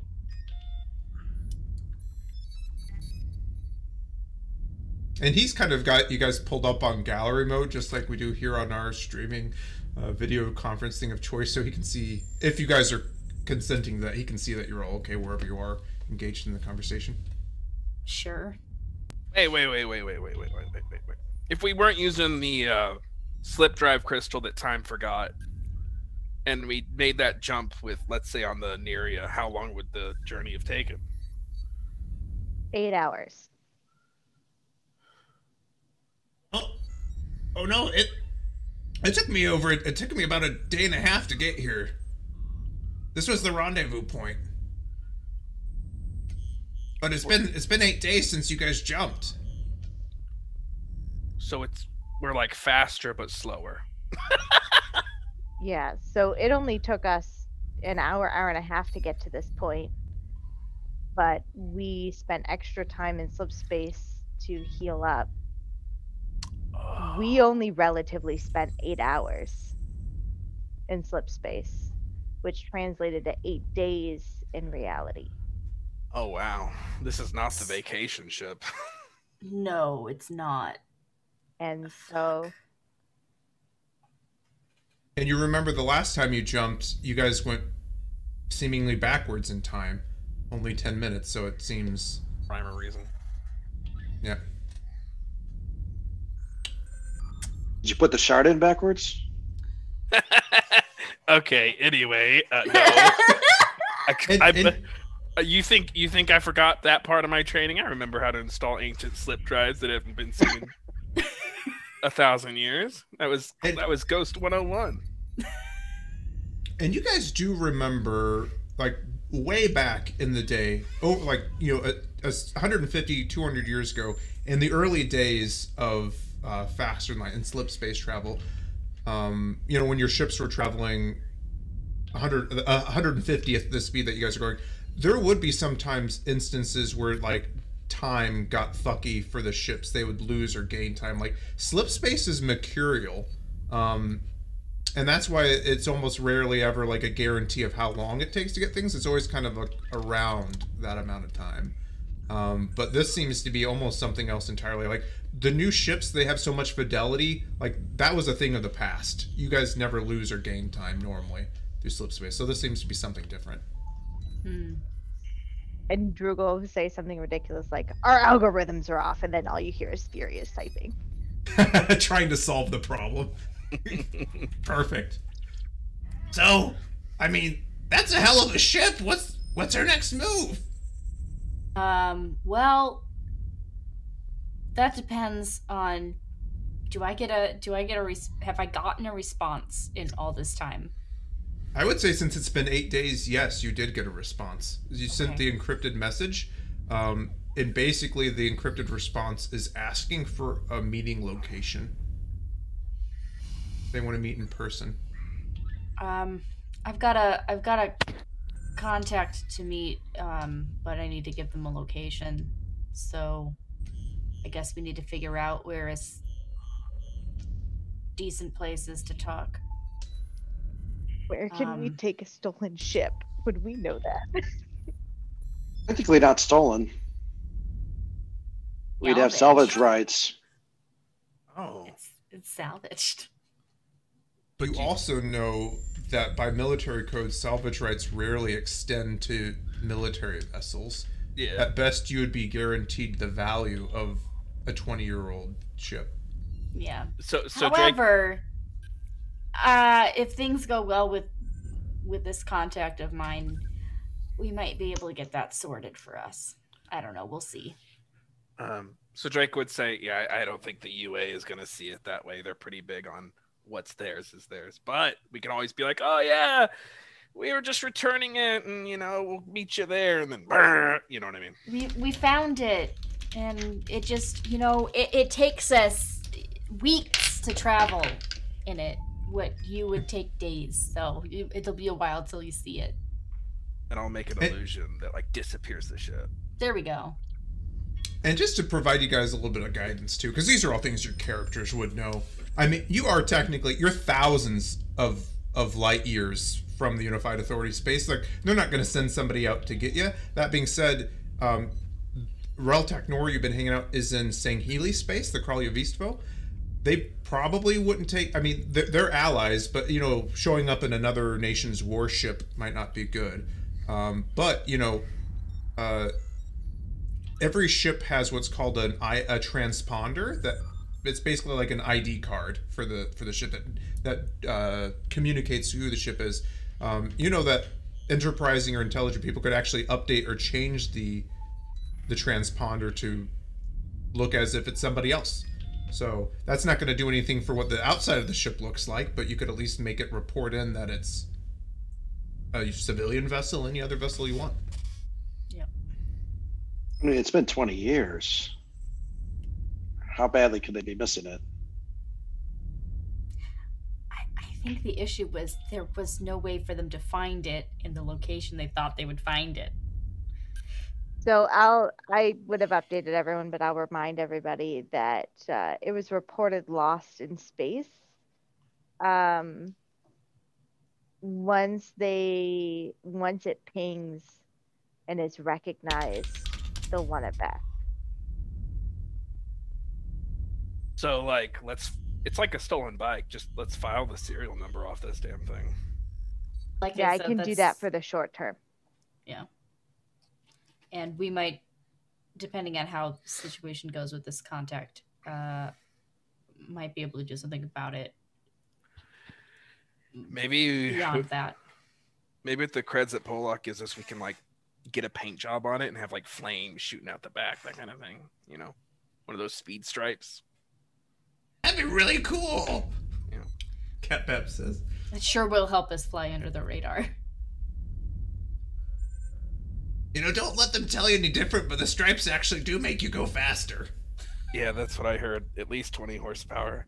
What's a horse? Horsepower still a thing. Like literally a fraction of a fraction of a fraction of the speed. Right. Does anyone know any cool planets nearby? Do I know any cool planets nearby? Nah, I don't. Let me pull up the map. This handy dandy map that you guys all have. Any like any planets that are like, you know, casinos, like Vegas? So looking at the map, I'll wait for it to pop. Oh, there's a delay on stream. So I would say that you guys, you having trouble? Uh-oh, we're seeing oh! It's Inception. Hi. Oh no, they can see my nipples. It's your DMs. We don't need to show if we're having some trouble. It's okay. It's fine. We'll do that another time. We've been cloned. Yeah, exactly. So looking at the relative area of space, you guys are right out of Healy space. The closest place, actually, you're not too far away from Reltech Nor. If you wanted to go back there, if you want to go someplace a little bit off the grid, so to speak. Way back when, one of the first missions that you guys ran together, you visited a pretty derelict planetoid called Dust. Yes, you are pretty close. Oh, there it is. So you guys are, I would say, in a relative proximity to that orange mile marker on the map I'm sharing with you. Dust is right here from it. We're going back to Dust!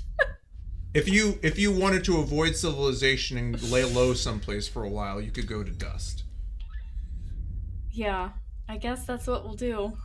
Sure, Is Dust the planetoid where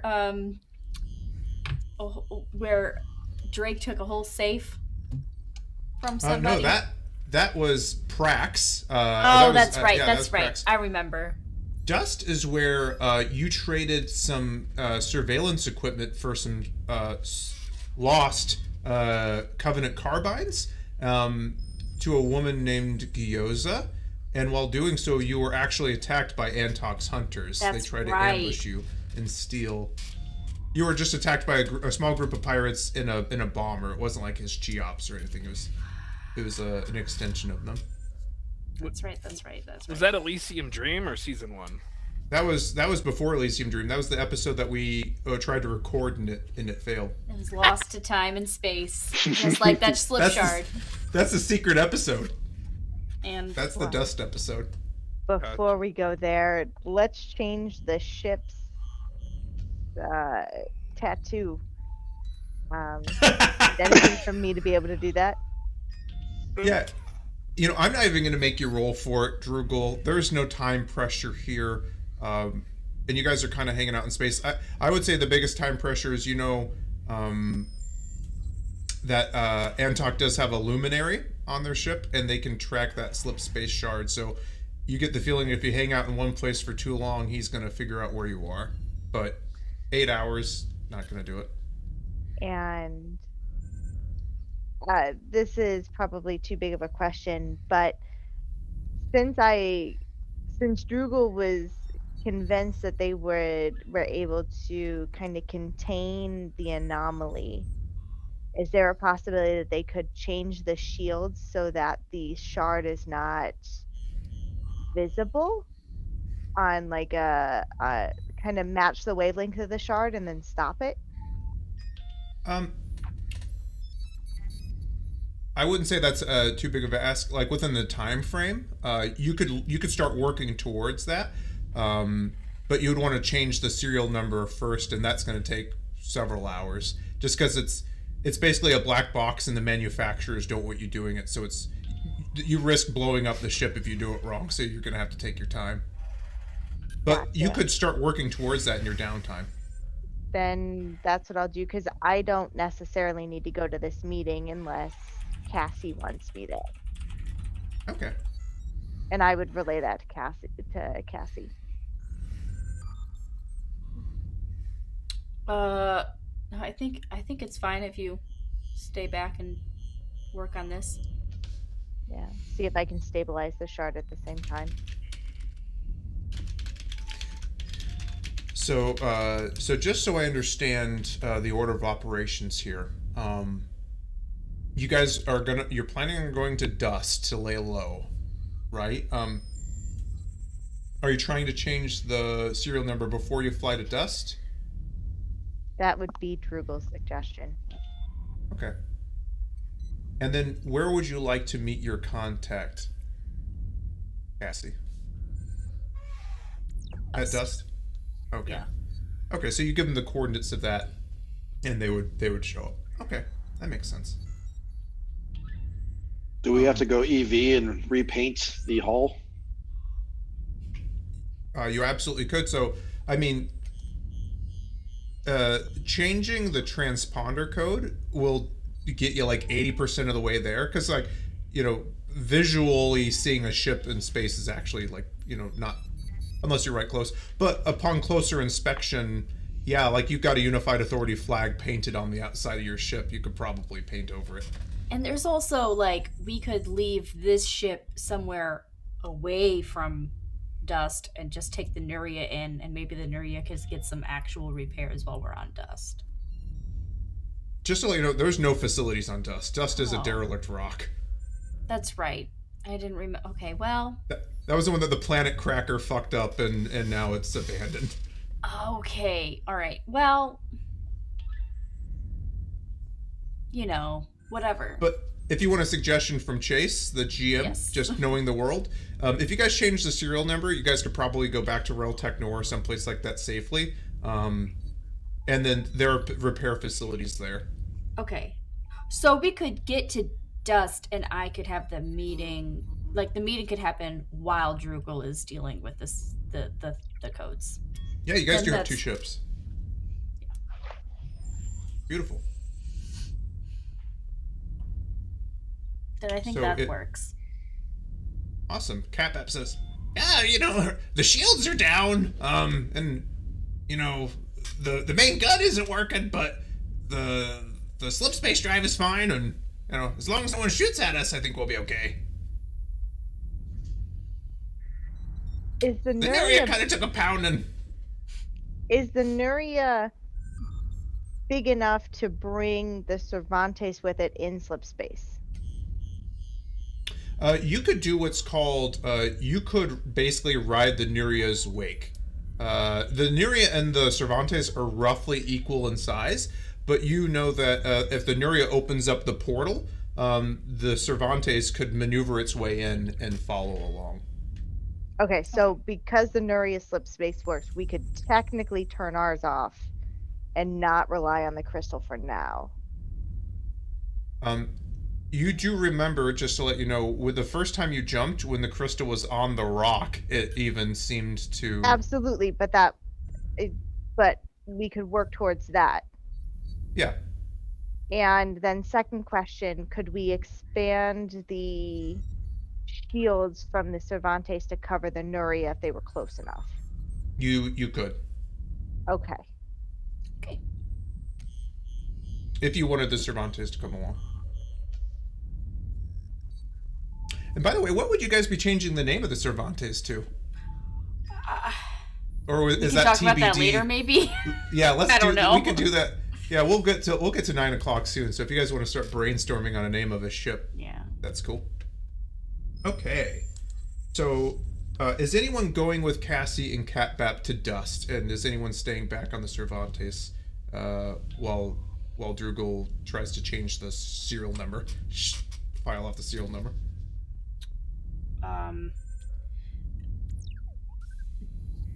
Drake, if you can suss people out from with your mystical powers, right? To get a read on people, see if they're. I'm not sure who I'm going to be meeting yet, so and if they're on the up and up. I can sense how much of the dark side they have in them. Okay. Well. And I can sense if they're trying to read my mind. Okay. I'd feel better if I had some level of coverage, just in case someone intercepted or whatever. Yeah, I mean, I'll be there. And Deqiri, I don't know how you're feeling, but you're good at range. I'd feel better having my back watched. Men. Okay. Tack, I am assuming that you're gonna want to be taking stock of this ship and figuring out how to get it up and running. Yeah, we will. Better. We will stay here and help Drugel. Okay. All right. Well, then I think that's that then. Catbap would offer. He says, if you guys want to take the Nuria, I can stay on the Cervantes just to keep the other guys company if they need me to fly the ship. I'm happy to do that. I mean, me shipsa, you shipsa. No, Cap-App, just no. By the way, the Cervantes have two doors blocking the engine room. Stop. There's a door and then a vestibular hallway. I know that word. And then a door. We are going to work on removing those. No, we're not. No. They keep us much safer than whatever the hell is going on with whoever designed an area. A suicide cult, I imagine. Because we're not looking for the doors doesn't mean we can't have them. I will look at Catbap over comms and say, I'll always take the company. Excellent! And I'd be lying if I'm saying I also didn't want to take a look at that sweet ship. So, I would say that you guys, both of your ships have transportation rings, so you basically swap places, zoom, zoom, zoom, zoom, zoom, whenever you guys are ready to go, and you would find yourselves aboard the Nuria. Back to the old and busted. Yeah, you get on there, you can see there's kind of like a haze hanging in the room. Drake, your eyes are immediately drawn to the completely unprotected and open reactor that just begs to be fired at. Yep. And but this is a place that you guys have honestly spent months together, growing and getting to know each other. So it kind of feels like, the last 8 hours feels like it's been a little longer. So yeah, I would say with that, if you guys are on your way, you guys wouldn't run into any kind of issues. It'll take, I would say, it'll take a few days for you guys to get there and back. It's a little bit farther than Reltech Nor if you look at the distance, and the speed of the Nuria. So that'll give Drugel and Co. plenty of time to basically disguise the ship and get it in working order. So a few days later, you emerge from... were there any scenes that you guys want to have? I mean, you guys are together for a little bit of time on the ship. Or do we just want to fast forward to dust? Good to fast forward.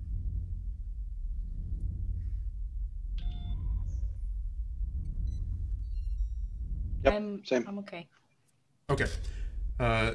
A few days later, and obviously conversations and happenings have... And honestly, I would say at this point, now that we get a feel for what's happening and multiple days are passing, everyone's going to have time to heal up, so we won't even need to roll for it.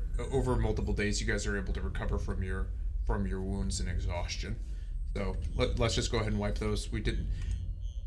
was hard to tell where you guys were going to go with it, so these things happen. You arrive at Dust. It's a familiar planetoid that you have visited once before. What feels like years ago, but was a bit more recent than that. Let me just check. As you bring yourself into to low orbit, you are reminded that this planetoid's atmosphere is surrounded by a debris field of rock and asteroids, and you can see a very large chunk, almost like a chunk bitten out of an apple, kind of floating along with the debris.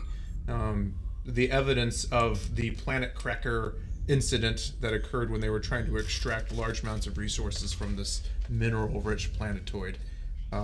Deqiri, if you're trying to navigate the Nuria to the surface of the planet, I would need a dexterity piloting test. All right. It's been so long since I've rolled dice.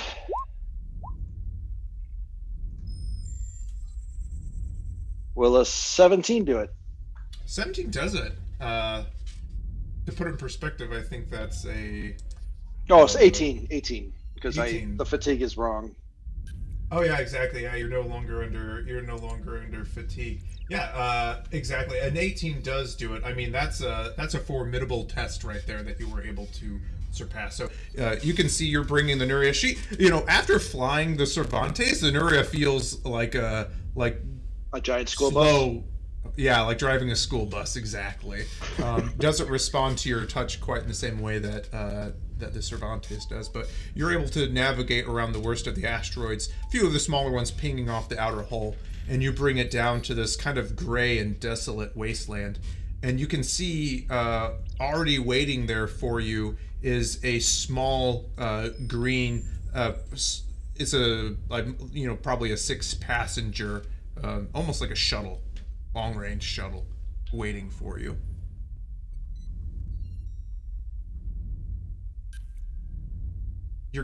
You're gated for some reason, Alexis.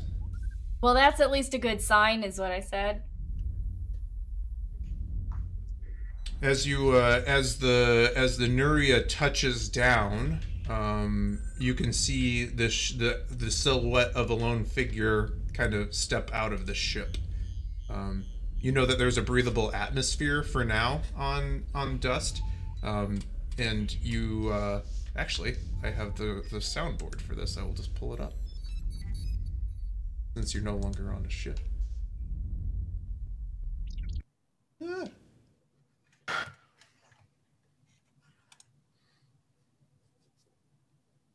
And I lied. I don't have the soundboard for this. I used to. That's so funny. Okay, we don't need a soundboard. Matt Mercer doesn't use soundboards. Actually, I do have it right here. Of course. I am awesome. And you guys love me. Just give me 10 seconds. Sorry, I thought I was muted. you're secure when it doing well whenever you're like, you guys love me. You guys love me, right? You guys are coming back, right? Next week. So, so you can see a lone figure kind of step out. They're wearing you can tell that it appears to be a little over 6 feet tall from the distance that you are, and they it's hard to make out features. They're obviously humanoid. And you can see that they're wearing what appears to be cargo pants and a brown leather jacket. Cargo pants in this day and age? Oh, he wears cargo pants. I understand. Like not cargo shorts, long sleeves pants with the cargo pockets on the side. Sorry, is this a what are this person's pronouns? He, him. So Did he's you just say long sleeved pants? Is that what you just called them? I mean, they're leg sleeves, yeah. Yeah. They are technically long sleeve pants. Yes, I mean technically. Correct. Yes. Yeah. They were his formal long sleeve cargo pants. Clip's not working. Yeah, we're all rushing to clip this. We're doing great. Doing great. Hey, I'll just remind you, you all love me and you enjoy our sessions. If you say it enough times, it's true, right? Because I'm awesome, yeah. Okay.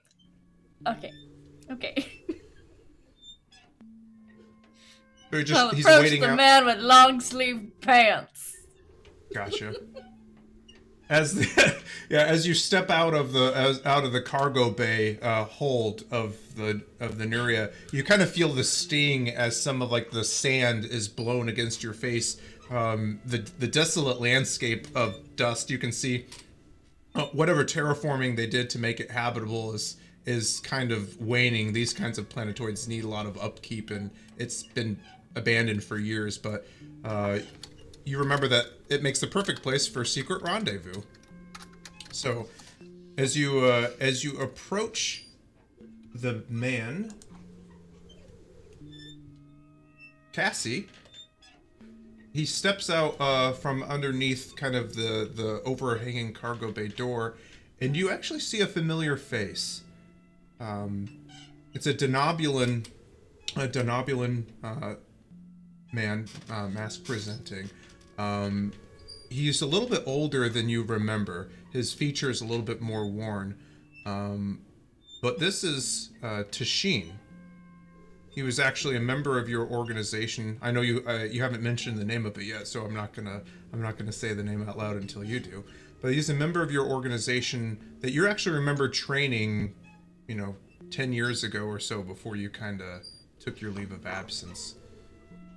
You can see that his face is a little bit more worn, a few more wrinkles, but it's the same affable Tashin that you knew before. And he says, Cassie O'Neill, would you look at that? Tashin, as I live and breathe. How long has it been? Maybe a decade? I don't know. No. We worked together on that little odd job, 3 years ago? I think it's been since then. No, 5 years. I don't know. Time just seeps out of me. I don't know. Well, when you've got all the time in the world, I'm sure that it can be like that. Yeah. Who are your friends? Kind of gestures with his eyes. And you can see, as you've gotten closer, Drake and Deqiri, Tashin is an athletically built Denobulan, so they have ridges along their face. They're humanoid, and you can see that Tashin has pale blue eyes. And as he's talking to Cassie, you can sense somebody who's sizing each of you up, and they have a sidearm Zatnikatel on their waist, not drawn or anything, but just there. So just to clarify, Deck would have stayed back at range and sent the drone out to reconnoiter.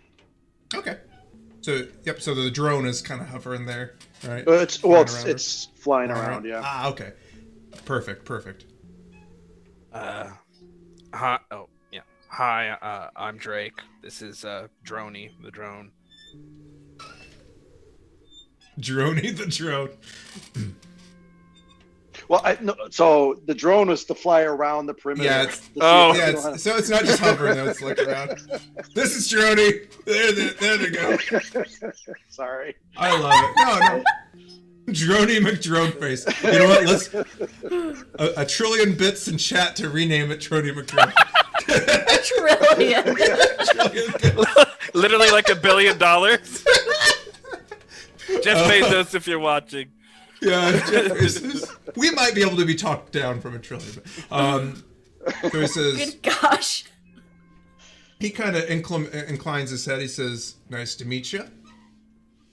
So Cassie, I don't mean to cut to the chase, so to speak, but we haven't talked in quite a while, and you reached out to us via official channels. Yeah. Yeah.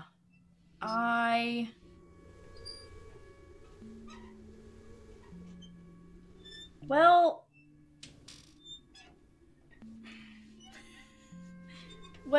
how to say it? Directly We're in over usually our works. I got into something over my head.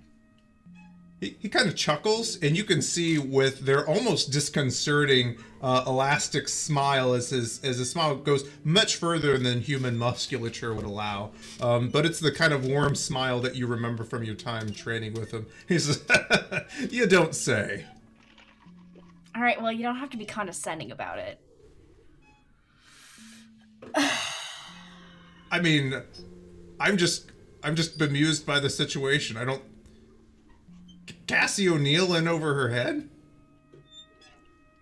Well, you know how I am. Always end up sticking my nose into somebody else's business that they don't want me sticking my nose into. So? But it's always because they're doing shit they shouldn't be doing, so... Well, I don't think that you would have contacted us if you didn't think that it was important. Yeah.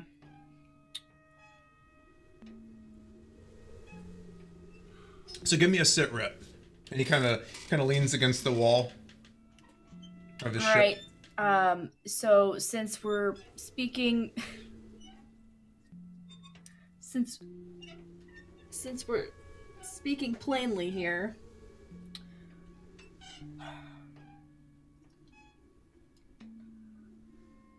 remember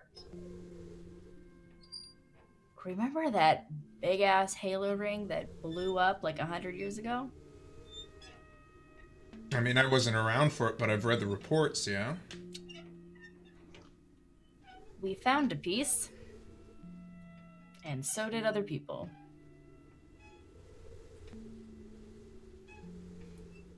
Well, that's not good. Especially considering who the other people are. Lay it on me. Well, there's a few interested parties.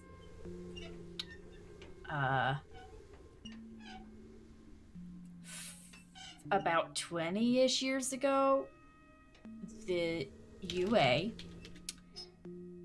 Then also, more recently, some capitalist tryhards. And also... and talking as hunters. Oh! Well, it seems like, invited everyone to the party, you know? Let's get the brutes in here, and then we'll have ourselves a disco. Yeah. No. That's not my kind of disco. Okay.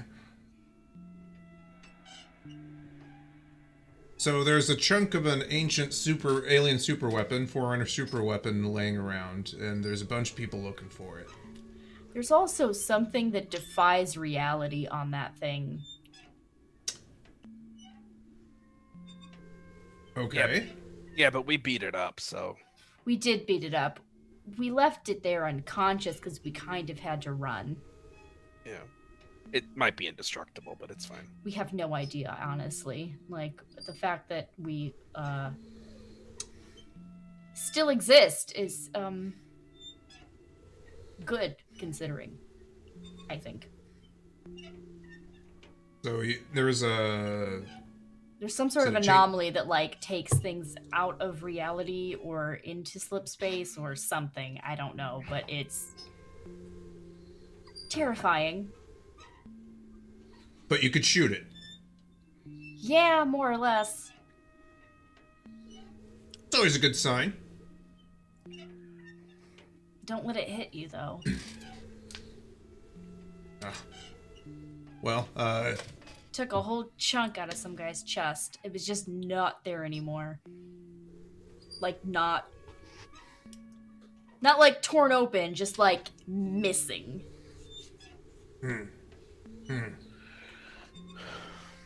Okay. I'm starting to see what's shaping up here. How big is this chunk, do you know? Well, thought it was a large asteroid that was going to be mined. Makes sense. And so we'll need at least... the metallurgic reports showed, you know, deposits of, like, some amounts of naquita and aquadria, which then realizing what it was made sense. Kind of does that low whistle that Chase isn't capable of doing when he hears Naquadria. Yeah, which is exactly why people had their eye on it. Okay. The sorts of people which prompted me to make this call. So I'm guessing what you want us to extract and isolate? Yeah, at least in the immediate. Yeah, I mean, just get it out of sight for now until we can figure out what to do with it. Yeah. I don't know what Antok knows about it, but his ship has a luminary, so at least identified Forerunner tech. And this is the other thing. We were gone for 8 hours in slip space, just patching our wounds, or licking our wounds. But a week passed, so this happened a week ago, plus the travel it took us to get here to Dust. So I have no idea what Antok has done in the interim here.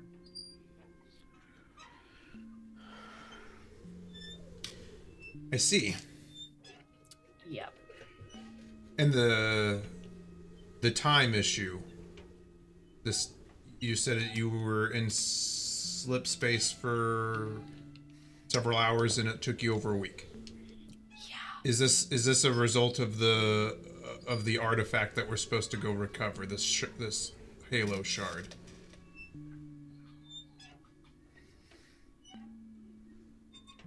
We're figuring that one out. Okay. We're still not 100% clear on exactly how that happened or why. But what you're telling me is that Antok's had a week with this thing. Yeah. Apparently so. You know, Which is less than ideal. he kind of like looks over to Drake. Says, anything to add? Yeah, so there's like a frigate, and it's shaped like a pyramid, and that's kind of problem one. Because we have a ship that's smaller than that, with less guns. He has more guns, and we're wondering if you have like a bigger pyramid, or maybe like an upside-down pyramid. Or maybe like a diamond-shaped ship that's just larger and bigger. Or something. And I don't really understand space warfare, but I'm wondering how you're going to deal with the frigate or help us deal with it. That's honestly the only thought running through my mind. Yeah, a pyramid, you say?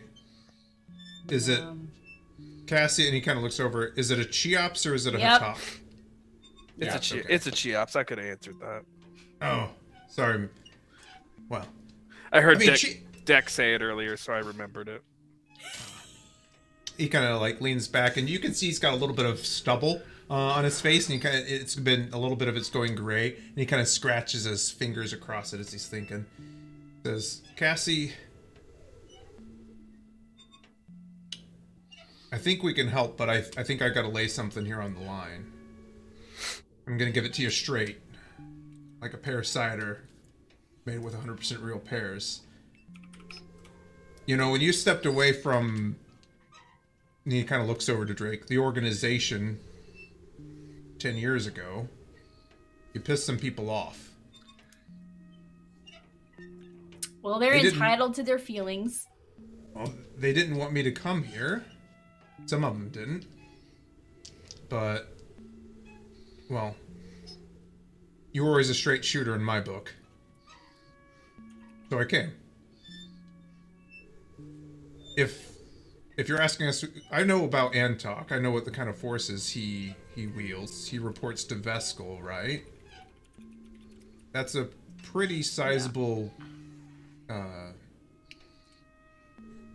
pretty sizable ask of resources. So, I guess I'm gonna have to ask. I'm not asking for me. I'm telling you things that you want to know. Okay, we'll do our best. That's what I'm saying. But I mean, do you have any evidence, anything that you can show me to help out? You know, like, haven't heard from you in close to 10 years. What are you trying to say? You think I'm trying to set you up? I don't think so. But, you know, they're not gonna send something that can trade blows with a Cheops just because an agent who hasn't checked in 10 years is now sending in that direction. You know? I'm here to help you. Scans of the asteroid.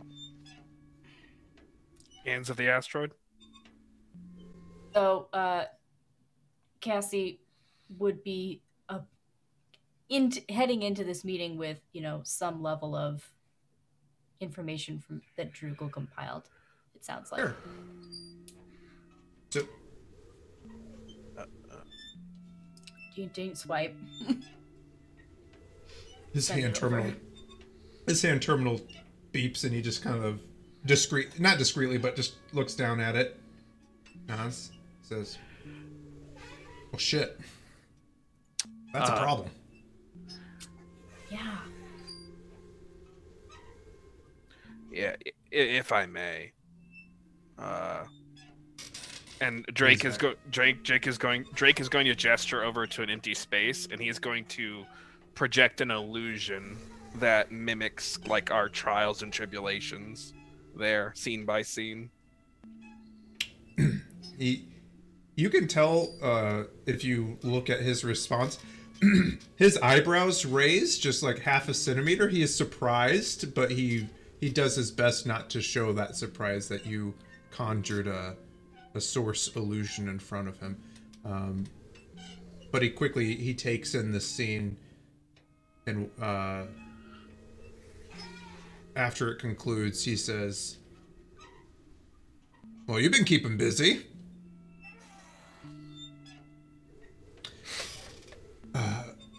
Yeah. I guess I'm done fishing for a while. Yeah. Well, I think that we can help. If you give me the last known coordinates, we can send a ship to scout it out, and hope that it's still there.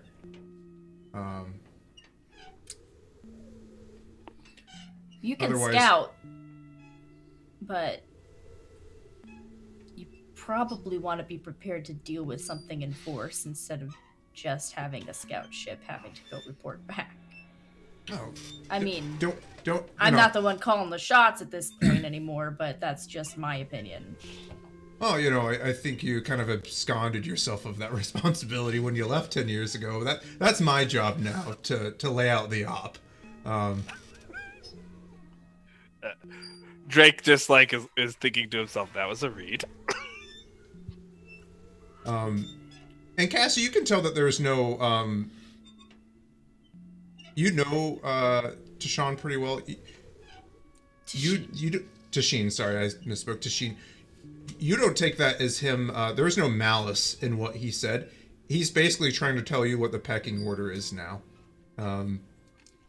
He reported to you before, but you can tell that he must have some pull within the organization if he's able to bring these forces to bear. Yeah. Mm-hmm. I'm just, sorry, old habits. Hey, it's all good. When you've, can't teach an old targ new tricks is what they say. Huh. He called you old. I am old. Yeah, but not. I mean, how long are you gonna live? How long could you live? Touche. Yeah. Well, yeah, true. So, you know what? We're gonna check this information out. Cassie. I honestly, I trust you. So please take no offense at the need for evidence. That's to appease the naysayers back home. I got an idea. Does this mean that you're back in? Are you back in the fold, or is this just kind of a I don't know. Dasheen, I don't know. Let's see how this thing shakes out. We can secure this thing away, keep some people safe. Maybe we can talk about it. Left is a really strong word. I've still done the few favors and odd jobs here and there, and kept in touch, kind of. Just... Are you trying to convince me, or are you trying to convince yourself, Cassie? Whoever you need to tell, whatever. I got your back. Alright. You always did right by me. Well, I tried. Yeah. So how can I get a hold of you? Typical dead drop? Is there a place that I can show up and find you? I got a suite on Realtech Nor that I am at intermittently. Okay. Yeah, let's see what we can shake out, and we'll be in touch. But, you know. Well, let's see how this plays out. But yeah, let's first secure the shard, get it squared away, get this whole thing taken care of, huh? Yeah. If you manage to get a hold of this thing, you will find logs from a UA crew that found this thing by accident about 20 years ago, went missing. That ship is still missing. Depending on who you ask.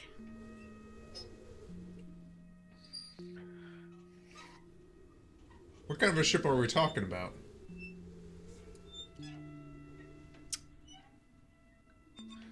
It's got doors to the engine room. Yeah, fancy like that. Oh, well. Definitely UA made. You know they love their doors, huh? Yeah. Okay. Corvette, right? Yeah, it's a light Corvette. Well. So. That keeps some things in mind. I'll give some of our... somebody is probably going to be asking for some reason why. I'm sure you're going to find that information useful one way or another. Oh, for sure. So, you know, a lost Unified Authority Corvette maybe happened to be in the area. Yeah. Okay. Cassie. Sorry, we're just saying it's not like there's any ghost on this ship. So if you see that thing, just don't worry about it. It's not even there. You know what I'm saying? Yeah. Yeah. I know a thing or two about ghosts. As he continues to make eye contact with you a little bit. Jake just glances over. Drake actually glances into the camera of the drone. Yeah, that's right. That's right. Droney McDrone face. He says, "Yeah, I'll be in touch. Give me a few days. I'll rustle something up.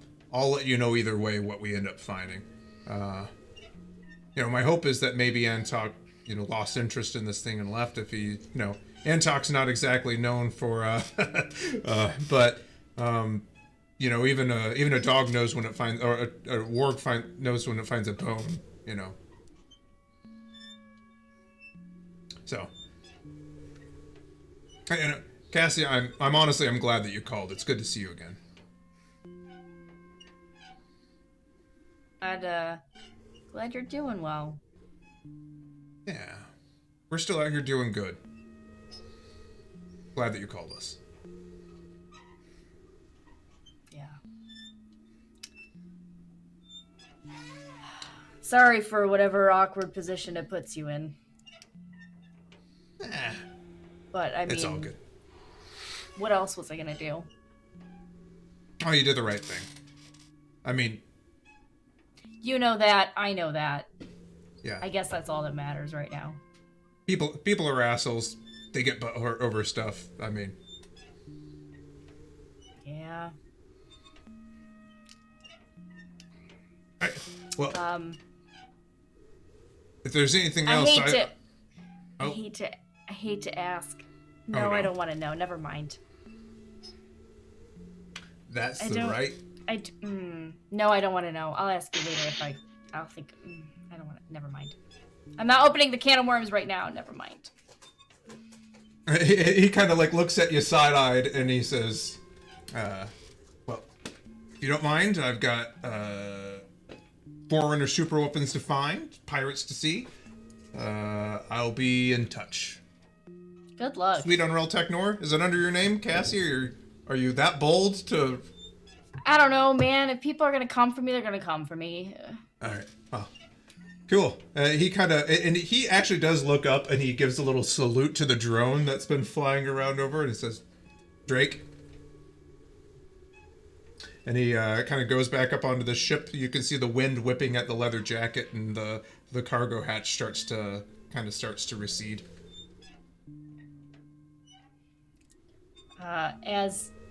As we're walking back, Cassie just leans over to Drake and says, I almost asked about my ex. I really need a drink. Your ex, someone you screwed over? No. But they might see it that way, kind of. I don't know. Oh. Well, see, now I'm worried. Now I'm wondering because he's talking about people being pissed, and I'm. I bet he was talking about your ex. It didn't end great. It's Maybe. why I left. It's a whole thing. God. Fuck. I wonder if I have an ex out there somewhere. How about, you drink to forget and I'll drink to remember. Okay, that sounds like one of those two things will work. Oh, by the way, did you see that? He was checking me out. He wants me. I mean,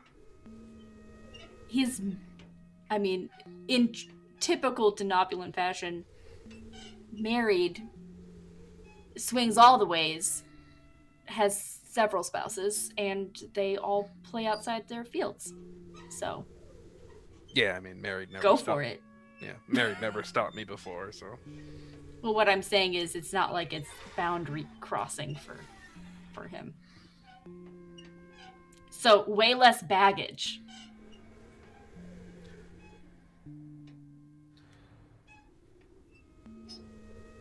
And Tashin's a good guy. You should go for it if you want to. To exes.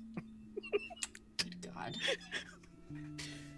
are you Another guys, thing I've got to fucking talk to Deqiri about now. Fuck. Exactly. We're closing in on 9 o'clock here, so just to kind of find a good stopping off point. So, do you need any roles or information from the Cervantes crew, or do we want to deal with that next week? I'm not going to require any roles because given a few days, like this is just a task that you can do throughout. It just requires precision and care. But we can figure out the new name of your ship if you're painting it, any of that. We can cover that next week. And then because it's been a few days since the filing the serial number only would take a number of hours, and we have days, would I be able to modify the shields to keep the shard from being detected by something like a luminary? Yeah, we could we could make a couple tests towards that. I was thinking changing the transponder code takes roughly 8 hours if you're doing it with care and not rolling. Yeah, so you'd have a couple of days where you could make some advanced tests towards it.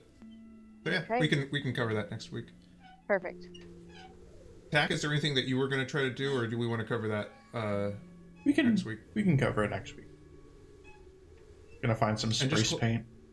Spray paint, yeah. Water soluble. And then really quickly, Deqiri, I wanted to check in and see if there's anything, Deqiri's still feeling a little, well, physically better, but just wanted to see where Deqiri is as she sits on the ship. As we're heading out, or she was Overwatch while Drake and Cassie was trying to respect talking. that. Yeah, you were watching Drake and Cassie talking. You've had a little bit of time to yourself, and then, you know, you were through a little bit. So I didn't know if there was anything that Deqiri wanted to do or say before we called it for the evening. No, I would say she's somewhat returned to being characteristically quiet. Gotcha. Awesome. And there definitely has been some time. I know that you, it's been a few days, so there's going to be some time for you guys to kind of sort things out. But yeah, if you've been keeping to yourself, that's totally cool. There's only so much we can fit into a session, so we can definitely return to that next week. Cool. So, awesome. Well, I think, it's 9 o'clock, guys. If everyone's cool, I think we'll call it there. So, actually accomplished quite a bit. So you guys, you have a Unified Authority light Corvette that you are going to, basically file off the serial number to and have. You've made contact with an enigmatic organization that Cassie used to work in, and they're going to help you track down the shard and secure it. And one of your crew members seems to have come into possession of some new abilities. So we'll have a few leads to track down in the next few sessions. So, quick reminder for everyone at home, we are doing a giveaway for a copy of the Expanse Cool Rulebook and the Abzu's Bounty. So we're going to be doing a drawing of that after we have a chance for everyone to go around, tell us a bit about themselves and give their favorite moments. So yeah, let's go ahead and, if they're okay being put on the spot, Sean, let's start with you.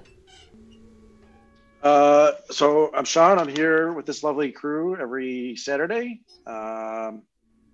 Favorite moments. I mean, I know we retconned it, but Droney McDroneface was pretty good. That was hilarious. I'll pass it over to Rob. Rob at Pyromancer 804. Favorite moment tonight. That was a hard one. The very beginning moment with Deqiri and your description, Sean, were absolutely that whole scene was fantastic. I'll let other people probably pick out lots of other parts of that scene. But yeah, that whole thing was amazing. Also, long sleeve pants is perfect. I love it. I'm gonna go ahead and pass it over to Alexis. Not the long sleeve pants. Hi, I'm Alexis. You can find me at Vox Fanato and here several days a week.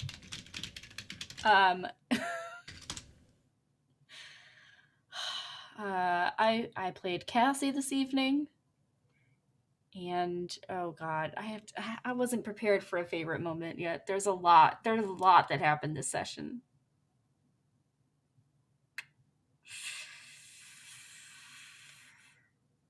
A lot of it. I think, oh god.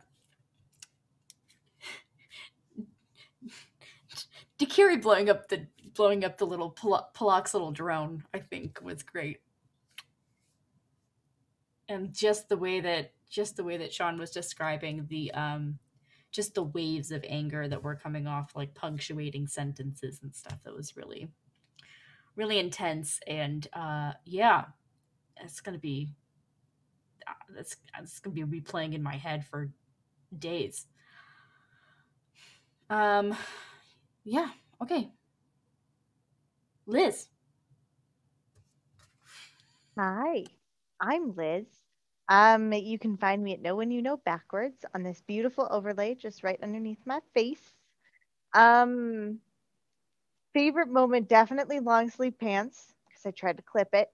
And it got me so much that my dog had to check that I was okay. And you guys got a stream pupper for a second.